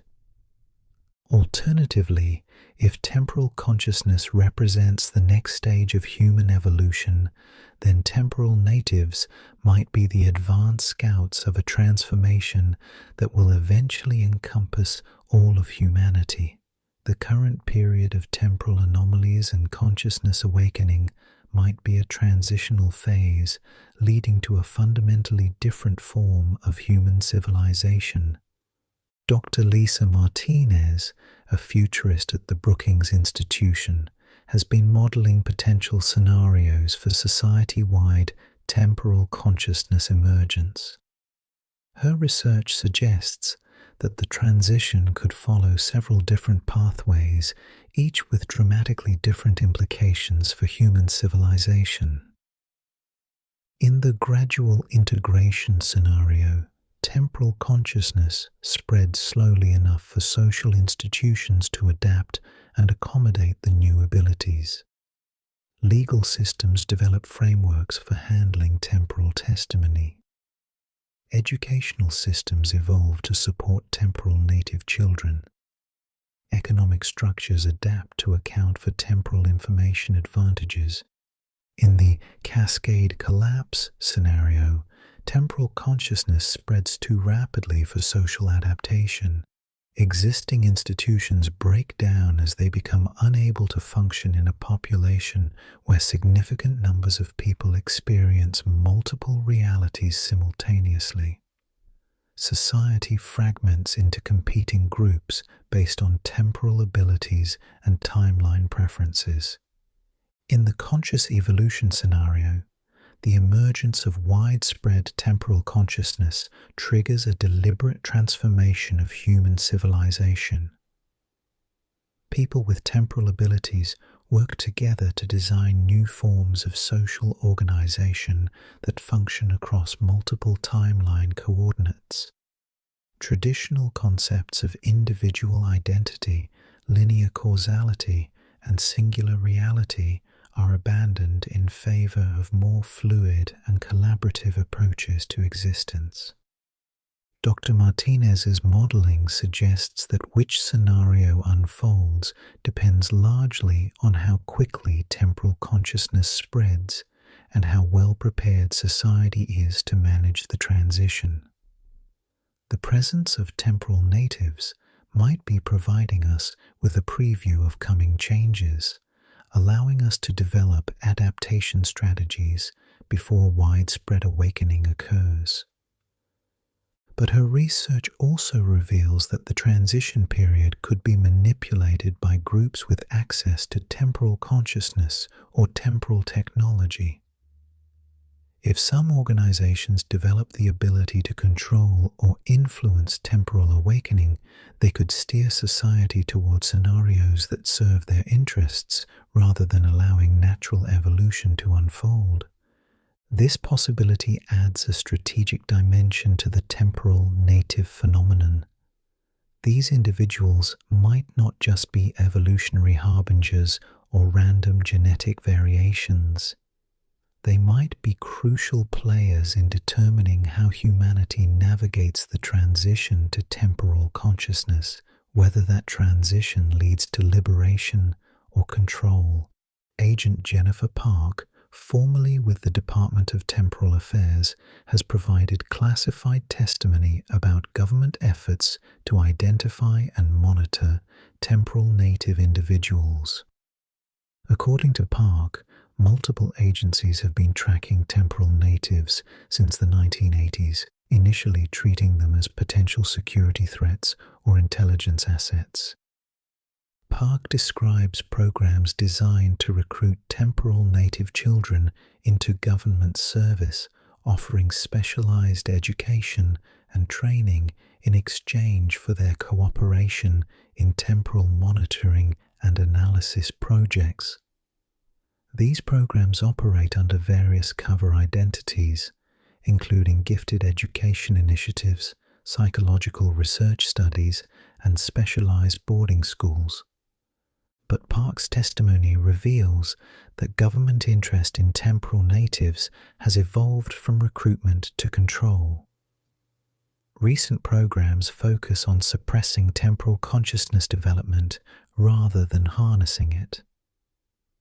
Officials apparently view widespread temporal awakening as a threat to existing power structures and social stability.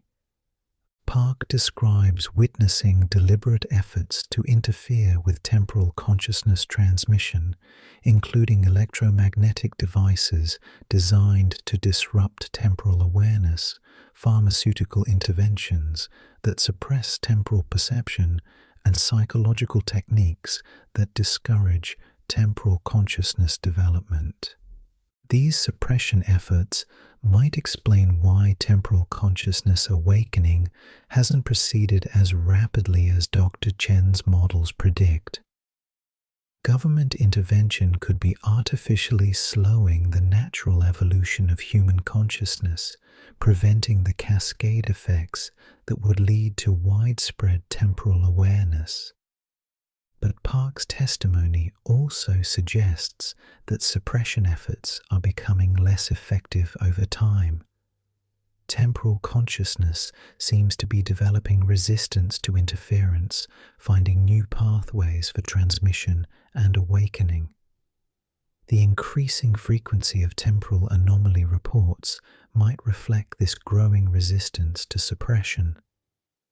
The conflict between natural temporal evolution and institutional control creates a complex dynamic where temporal natives find themselves caught between their expanding abilities and pressure to conform to single timeline consciousness.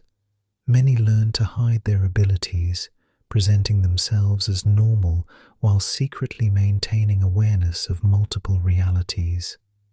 This hidden population of temporally aware individuals might be much larger than research estimates suggest. If temporal natives have learned to mask their abilities to avoid government attention or social stigma, the actual frequency of temporal consciousness could be significantly higher than documented cases indicate. Dr. Rachel Torres, a social psychologist at Northwestern, has been studying what she calls temporal masking behaviors among individuals with hidden temporal abilities. Her research suggests that many temporal natives develop sophisticated strategies for appearing temporally normal while privately maintaining their expanded awareness. These masking strategies include learning to suppress references to alternate timelines, developing techniques for focusing on consensus reality during social interactions, and creating private support networks with other hidden temporal natives. The result is a shadow community of temporally aware individuals operating within conventional society. Dr. Torres estimates that hidden temporal natives might outnumber documented cases by a factor of 10 or more. If accurate, this would mean that temporal consciousness is already far more prevalent than mainstream science recognizes. The apparent rarity of temporal abilities might be an illusion created by successful masking rather than actual scarcity. This hidden prevalence has profound implications for understanding temporal phenomena. Many of the impossible predictions, uncanny intuitions, and mysterious knowledge demonstrations we've been attributing to time travelers might actually be manifestations of hidden temporal natives using their abilities while maintaining plausible deniability. The person who seems to know exactly what you're going to say before you say it might not be a visitor from the future. They might be a temporal native who can perceive multiple versions of your conversation simultaneously. The individual who makes investment decisions with impossible accuracy might not be accessing information from alternate timelines. They might be naturally capable of seeing probability patterns across multiple reality coordinates. This realization fundamentally changes how we interpret temporal anomalies. Instead of looking for visitors from other times, we might need to recognize that enhanced temporal consciousness is already emerging naturally within our current population.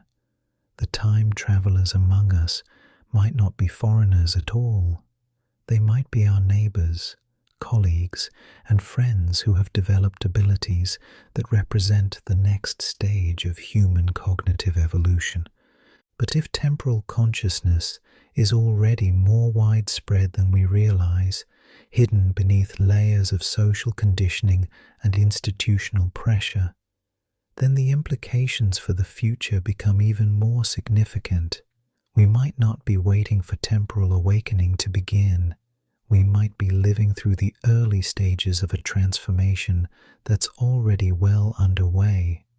The question becomes not whether temporal consciousness will emerge, but how quickly the hidden temporal native population will feel safe enough to reveal their abilities openly.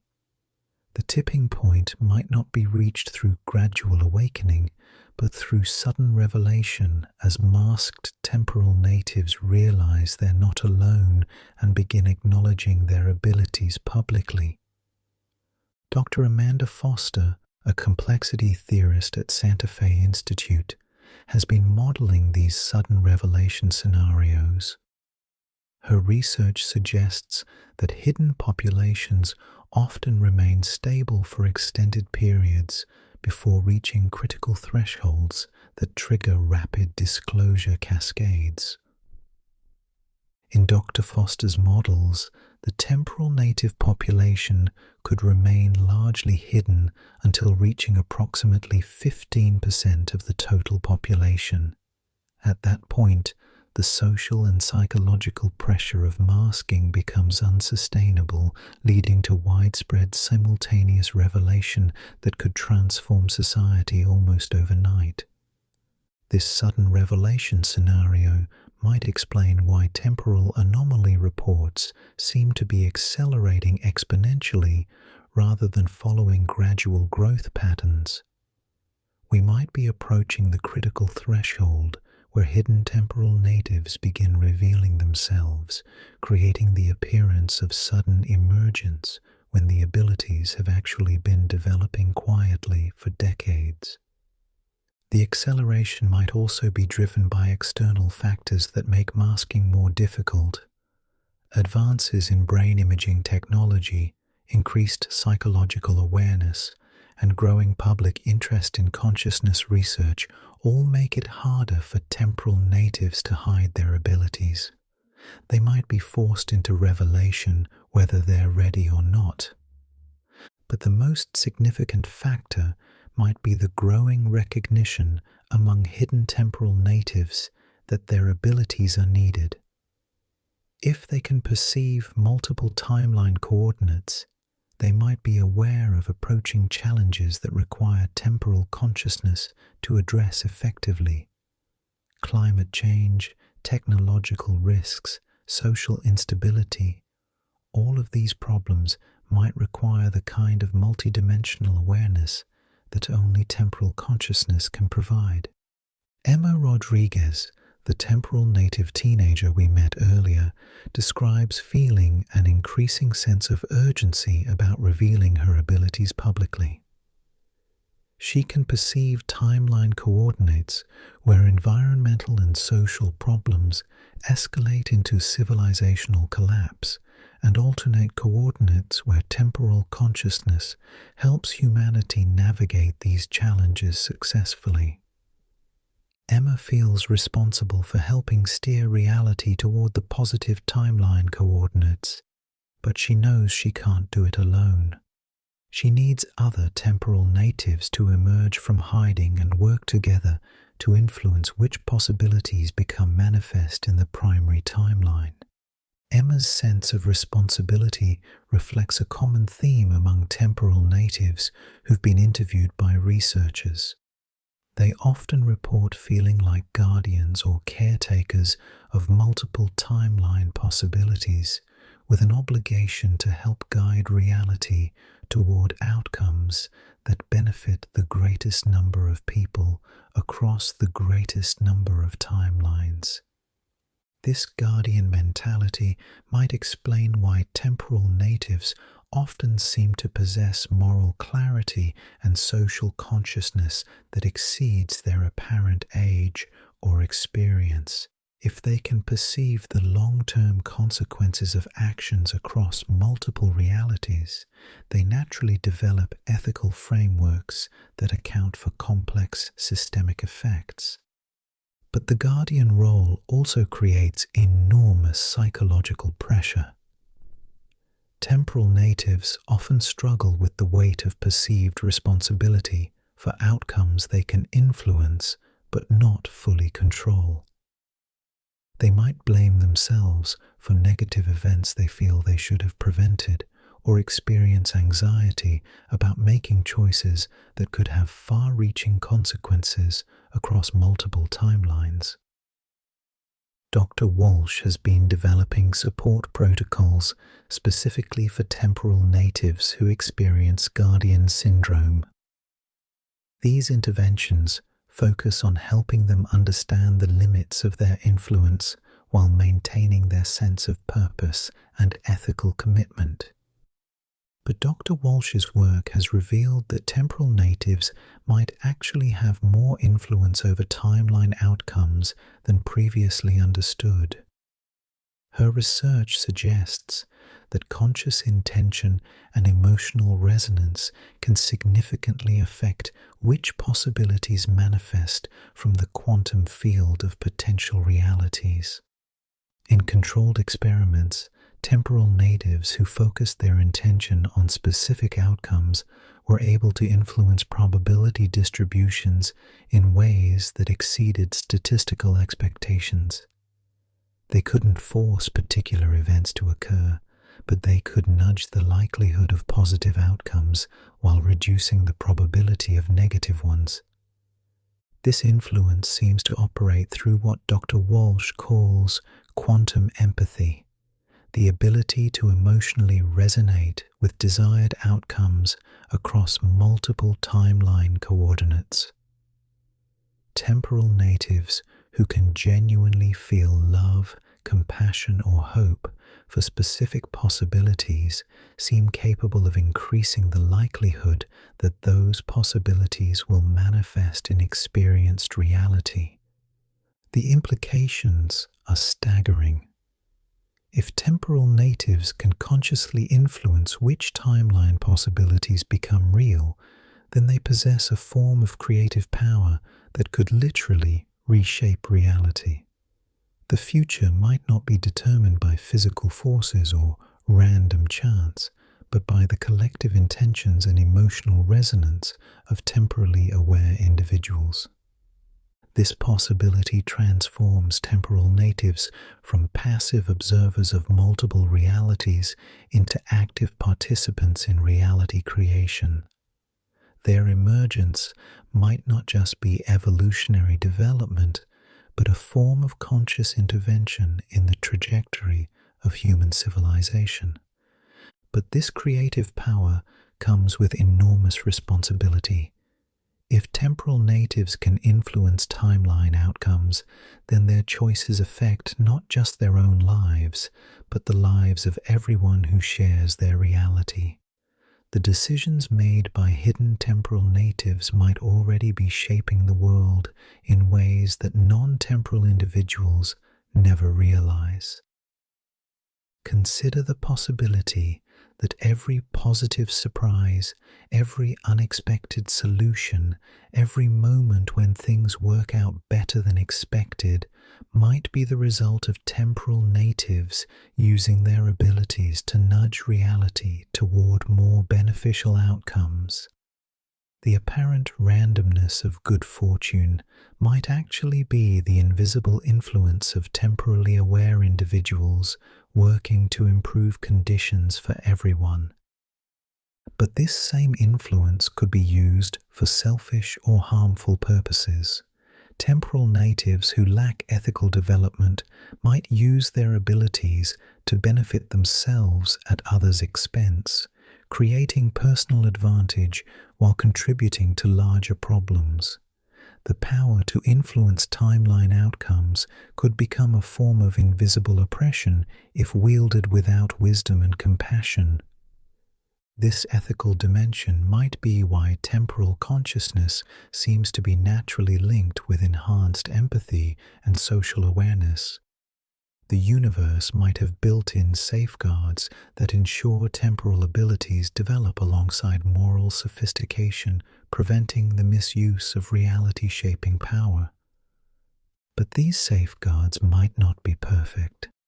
Dr. Walsh has documented cases of temporal natives who developed abilities without corresponding ethical growth, leading to what she calls temporal sociopathy, the use of timeline influence for purely selfish purposes without regard for broader consequences. These individuals represent a potential dark side of temporal consciousness evolution. If temporal abilities become widespread without corresponding moral development, society could face the emergence of a new form of exploitation where some people possess invisible advantages that they use to manipulate others. The hidden nature of temporal abilities makes this exploitation particularly insidious. Victims might never realize they're being manipulated by someone with access to multiple timeline coordinates. They might make decisions that seem autonomous, but are actually influenced by temporal natives nudging probability patterns in specific directions. Agent Michael Santos, formerly with the Temporal Ethics Division, has provided testimony about government efforts to identify and monitor potentially dangerous temporal natives. According to Santos, intelligence agencies have developed profiles for individuals who might be using temporal abilities for criminal or antisocial purposes. These profiles include patterns of unexplained success, unusual predictive accuracy, and the ability to avoid negative consequences in ways that exceed statistical probability. Individuals who consistently benefit from lucky outcomes, while others around them experience misfortune, might be using temporal influence to transfer positive probabilities to themselves while displacing negative ones onto others. Santos describes investigating several cases where temporal natives appeared to be unconsciously or deliberately harming others through probability manipulation. These individuals would experience remarkable personal success while their colleagues, friends, or family members suffered unusual streaks of bad luck, accidents, or failures. The investigation of these cases revealed complex ethical questions about responsibility and intent. If temporal natives can influence probability patterns unconsciously, are they responsible for negative outcomes that affect others? How do you distinguish between natural variation in luck and deliberate probability manipulation? These questions become even more complex when we consider that temporal natives might be influencing each other's outcomes without realizing it. If multiple temporally aware individuals are unconsciously competing for positive probability patterns, they might create invisible conflicts that affect everyone around them. Dr. Jennifer Kim, a game theorist at Carnegie Mellon, has been modeling these potential temporal conflicts. Her research suggests that hidden temporal natives might already be engaged in unconscious probability wars, where each individual's attempts to improve their own outcomes creates negative consequences for others with similar abilities. These conflicts would be completely invisible to non-temporal observers, appearing as random fluctuations in luck and fortune, but they could create significant stress and instability within temporal native communities, leading to psychological problems, relationship difficulties, and social fragmentation. Dr. Kim's models suggest that these unconscious conflicts might naturally resolve themselves as temporal natives become more aware of their abilities and learn to coordinate their intentions consciously. Instead of competing for limited probability resources, they could learn to collaborate in ways that improve outcomes for everyone. This collaborative potential might be why temporal consciousness emergence seems to be accelerating toward a critical mass. Individual temporal natives working alone have limited influence over timeline outcomes, but groups of temporal natives working together might be capable of consciously steering reality toward preferred possibilities. The hidden temporal native population might be unconsciously organizing itself for eventual revelation and collaboration. The increasing frequency of temporal anomaly reports might reflect this unconscious coordination as more individuals prepare to acknowledge their abilities and work together openly. But the transition from hidden individual abilities to open collaborative consciousness represents a fundamental transformation in human social organization. It would require new forms of ethics, governance, and conflict resolution designed to function in a reality where some individuals can consciously influence probability patterns. Dr. Rachel Martinez, a political scientist at Georgetown, has been studying potential governance models for temporally aware populations. Her research suggests that traditional democratic systems might be inadequate for societies where some citizens possess temporal abilities that give them fundamental advantages in prediction and influence. New governance models might need to account for temporal consciousness abilities explicitly, creating representation systems that balance the interests of temporal natives and non-temporal individuals while preventing the emergence of temporal-based class systems. But Dr. Martinez's research also suggests that temporal consciousness might naturally lead to more collaborative and egalitarian forms of social organization. If temporal natives can perceive the long-term consequences of inequality and conflict across multiple timeline coordinates, they might be naturally motivated to create systems that benefit everyone rather than just themselves. The emergence of collaborative temporal consciousness might represent humanity's solution to problems that seem intractable from a single timeline perspective. Climate change, resource depletion, social inequality, technological risks.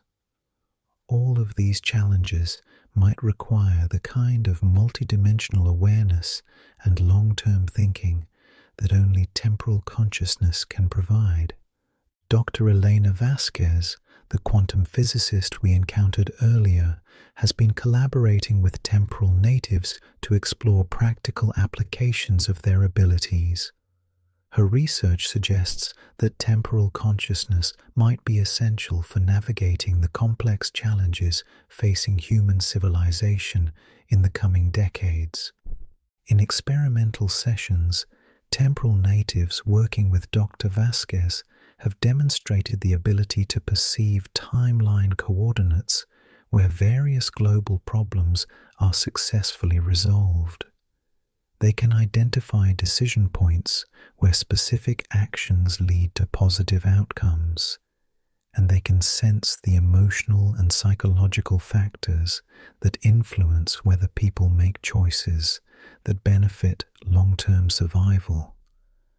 But these sessions have also revealed that positive timeline outcomes require widespread cooperation and consciousness change that might only be possible if temporal awareness becomes more prevalent. The solutions exist, but they require forms of thinking and social organization that haven't yet emerged in the primary timeline. This creates what Dr. Vasquez calls the consciousness evolution paradox. Temporal natives can perceive solutions to humanity's major challenges, but implementing those solutions requires more people to develop temporal consciousness. The very awareness needed to solve the problems might need to spread before the solutions become viable. The acceleration of temporal consciousness emergence might be humanity's unconscious response to this paradox. As challenges intensify and traditional approaches prove inadequate, more individuals might be naturally developing the expanded awareness needed to perceive and implement effective solutions. Marcus Chen, the temporal native who works in software development, describes experiencing this urgency directly. He can perceive timeline coordinates where artificial intelligence development leads to beneficial outcomes for humanity, and alternate coordinates where it leads to catastrophic consequences. The difference between these outcomes often hinges on seemingly minor decisions being made by current AI researchers.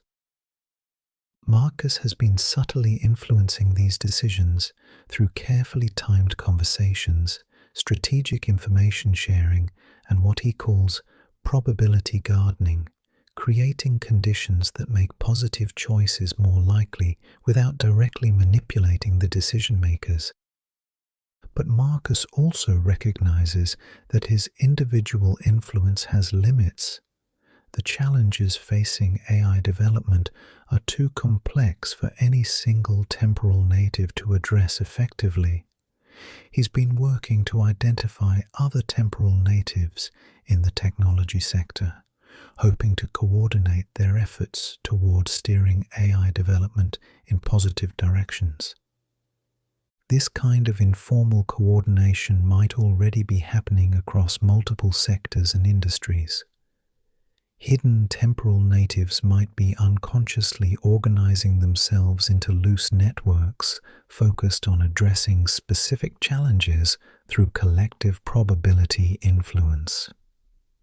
Dr. Lisa Park, the quantum computer scientist who experienced laboratory-induced temporal consciousness, has been documenting these emerging networks.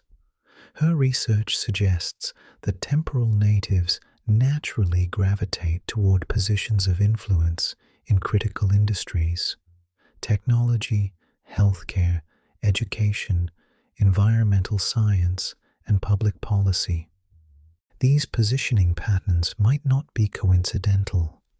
Temporal natives who can perceive the importance of certain decisions for long-term outcomes might unconsciously choose careers that allow them to influence those decisions. They might be naturally distributing themselves throughout society in ways that maximize their collective ability to guide positive developments. But Dr. Park's research has also revealed potential risks in this informal coordination.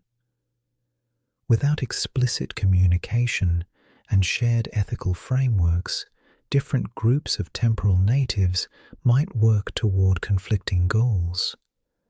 Their individual perceptions of positive outcomes might not align, leading to invisible conflicts that could destabilize the very systems they're trying to improve. Sarah Chen, the temporal native who manages investment portfolios, has experienced these conflicts directly. She can perceive timeline coordinates where her investment decisions contribute to positive economic outcomes, but she's also aware of other temporal natives making conflicting choices based on their own perceptions of beneficial possibilities. Sarah describes feeling like she's playing a multi-dimensional chess game where she can see multiple moves ahead, but where other players are also making strategic decisions based on their own expanded awareness. The result is a complex dance of probability influences that creates outcomes none of them fully intended. This complexity has led Sarah to question whether individual temporal natives should be making decisions based solely on their personal perceptions of positive timelines. She's begun reaching out to other temporal natives in the financial sector, hoping to establish communication and coordination protocols that could prevent accidental conflicts. But establishing coordination among hidden temporal natives presents unique challenges. How do you identify others with similar abilities without revealing your own? How do you verify that someone claiming temporal consciousness actually possesses the abilities? How do you create trust and collaboration among individuals who might be unconsciously competing for influence over probability patterns. Dr. Amanda Torres, a network theorist at MIT, has been studying these coordination challenges through game theory models and social network analysis. Her research suggests that temporal natives might need to develop new forms of communication and verification specifically designed for temporally aware individuals. These communication protocols might involve what Dr. Torres calls temporal handshakes, subtle demonstrations of timeline awareness that only other temporal natives would recognize, a casual reference to an event that happened differently in alternate coordinates, a prediction phrased as intuition, a response to something that was said in a parallel conversation stream. Marcus Rodriguez has been developing these recognition techniques through trial and error. As a temporal native working in emergency medicine, he's learned to identify colleagues who seem to possess similar abilities through their pattern of responses to crisis situations. Someone who consistently makes the right decisions before having access to all the information. Someone who seems to know which patients will recover before the medical indicators become clear. Marcus describes the moment of recognition as profound relief. Finding another person who understands that reality has multiple layers, who doesn't dismiss references to alternate possibilities as imagination or delusion. These connections have become the foundation for what he calls temporal families, small groups of temporal natives who support each other and coordinate their probability influences. But these informal networks are still operating in isolation without broader coordination or shared purpose. Dr. Torres estimates that hundreds of such groups might exist worldwide, each working on local problems without awareness of the larger patterns emerging from temporal consciousness evolution. The next phase of development might require these isolated networks to connect and organize more formally. Emma Rodriguez, the teenage temporal native, has been working on creating what she calls a temporal collective, a communication network specifically designed for temporally aware individuals. Using encrypted messaging platforms and carefully coded language, Emma has been connecting temporal natives across different age groups, professions, and geographic locations. Her network now includes over 200 confirmed temporal natives who share information about timeline patterns, coordinate probability influences, and provide emotional support for others dealing with temporal consciousness challenges. Emma's network has begun documenting collective observations about timeline trends and probability patterns. They've identified decision points where small coordinated influences could have significant positive impacts. They've mapped timeline coordinates where various global challenges are successfully resolved, and they've begun experimenting with group probability influence techniques that amplify their individual abilities. But Emma's network has also uncovered disturbing patterns that suggest their activities are being monitored. Several members have reported unusual government interest in their activities. Others have experienced what appears to be technological interference with their temporal abilities. Some have simply disappeared from the network without explanation. Agent David Park, the former temporal security operative, confirms that multiple agencies are aware of emerging temporal native networks and view them as potential security threats. According to Park, the ability of organized temporal natives to influence probability patterns represents a form of power that existing institutions are unprepared to regulate or control. Park describes classified programs designed to infiltrate temporal native networks, disrupt their communications, and prevent large-scale coordination. These programs operate under the assumption that organized temporal consciousness represents a threat to social stability and established power structures. But Park's testimony also reveals that these suppression efforts are becoming increasingly ineffective. Temporal natives are developing sophisticated countermeasures, including probability influences that make surveillance difficult and communication techniques that are resistant to conventional monitoring. The conflict between emerging temporal consciousness and institutional control is escalating toward what Park calls temporal civil war, a struggle for the future of human consciousness that's being fought largely in the shadows of conventional society. Emma Rodriguez has experienced this conflict directly. After her network began coordinating larger probability influences, she started noticing reality fluctuations around her daily activities, surveillance that appeared and disappeared unpredictably, technology that functioned differently depending on which timeline stream she was accessing, people who seemed to remember different versions of conversations they'd had. Emma realizes that her network's activities are creating ripple effects that are destabilizing the boundary between hidden temporal consciousness and conventional reality. Their coordination is becoming too powerful to remain invisible, forcing a choice between retreating into deeper hiding or accepting the risks of open revelation.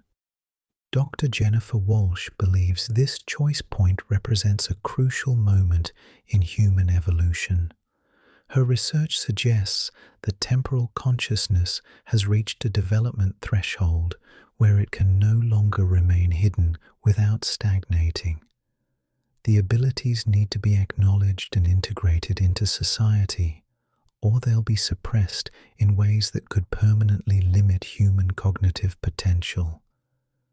But the revelation of widespread temporal consciousness would fundamentally transform every aspect of human civilization. Legal systems, economic structures, political organizations, educational institutions, all would need to be rebuilt to function in a reality where significant portions of the population possess temporal abilities. Dr. Walsh estimates that this transformation could take decades to complete, during which time society would be vulnerable to instability, conflict, and exploitation. The transition period would require careful management to prevent chaos while allowing natural evolution to proceed. But time might be running out for gradual transition. The increasing frequency of temporal anomalies, reality fluctuations, and consciousness emergence suggests that the hidden phase of temporal evolution is ending, whether institutions are prepared or not. Marcus Chen, the temporal tourist who provided testimony before disappearing, left behind a final message that Emma's network discovered in encrypted form. His message suggests that the timeline coordinates are approaching a convergence point where temporal consciousness either emerges openly or is suppressed permanently. According to Chen's message, this convergence represents a crucial choice point for human civilization.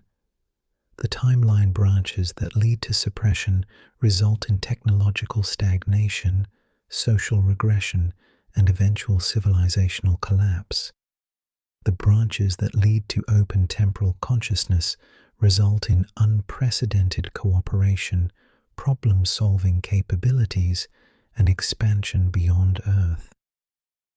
Chen's message indicates that temporal visitors from multiple future coordinates are already present in our era, working to influence the outcome toward open emergence. But their efforts are opposed by forces that benefit from maintaining single timeline consciousness and conventional power structures.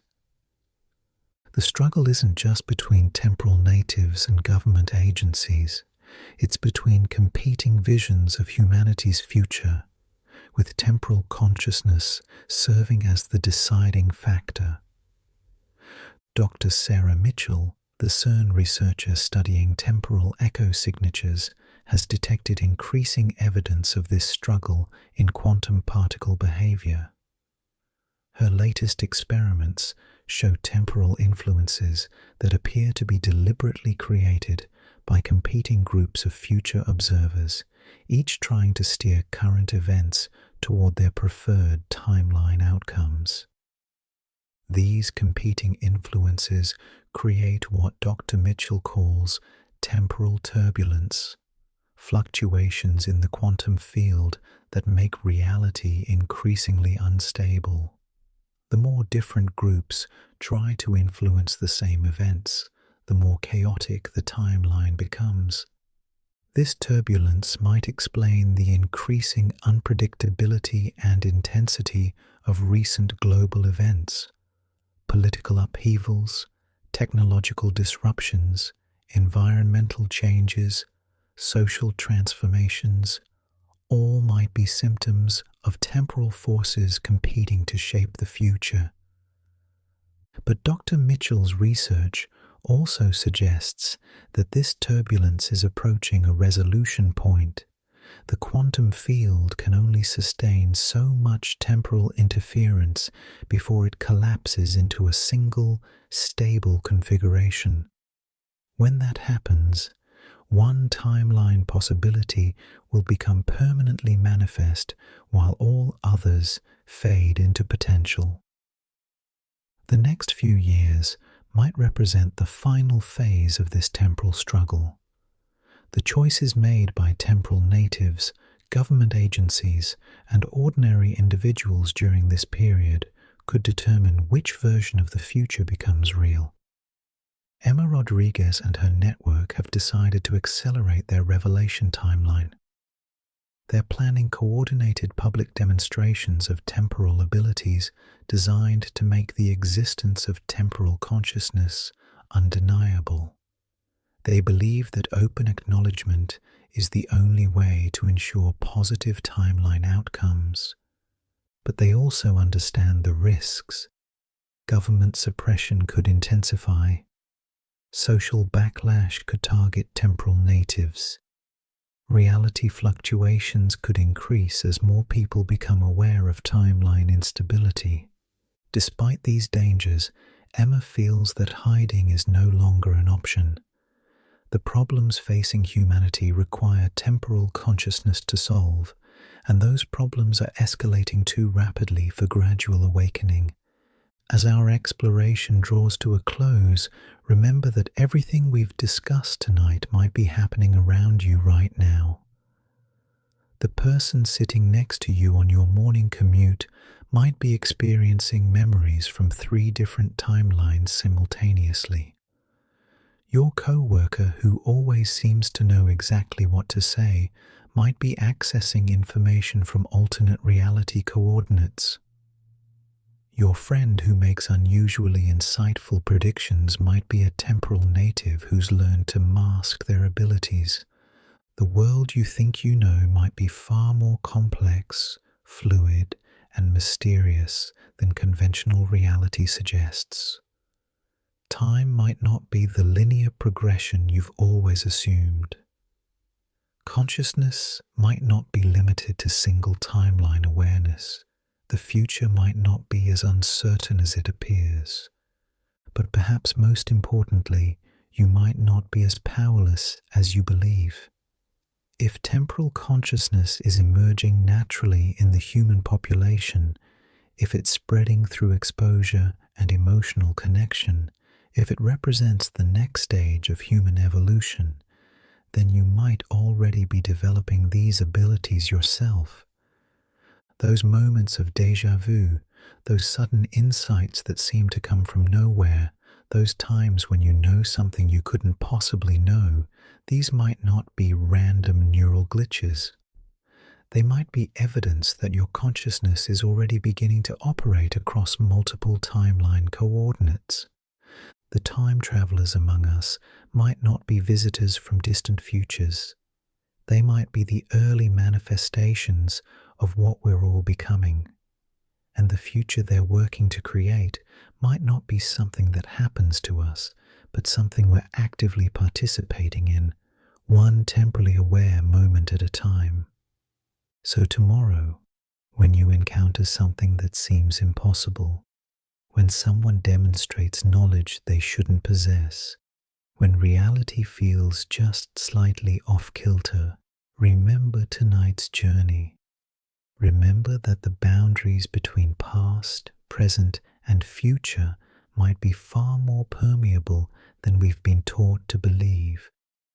And remember that in a universe where consciousness can exist across multiple timelines, where time travelers walk among us, where the future is being actively shaped by temporally aware individuals, anything is possible, even the impossible.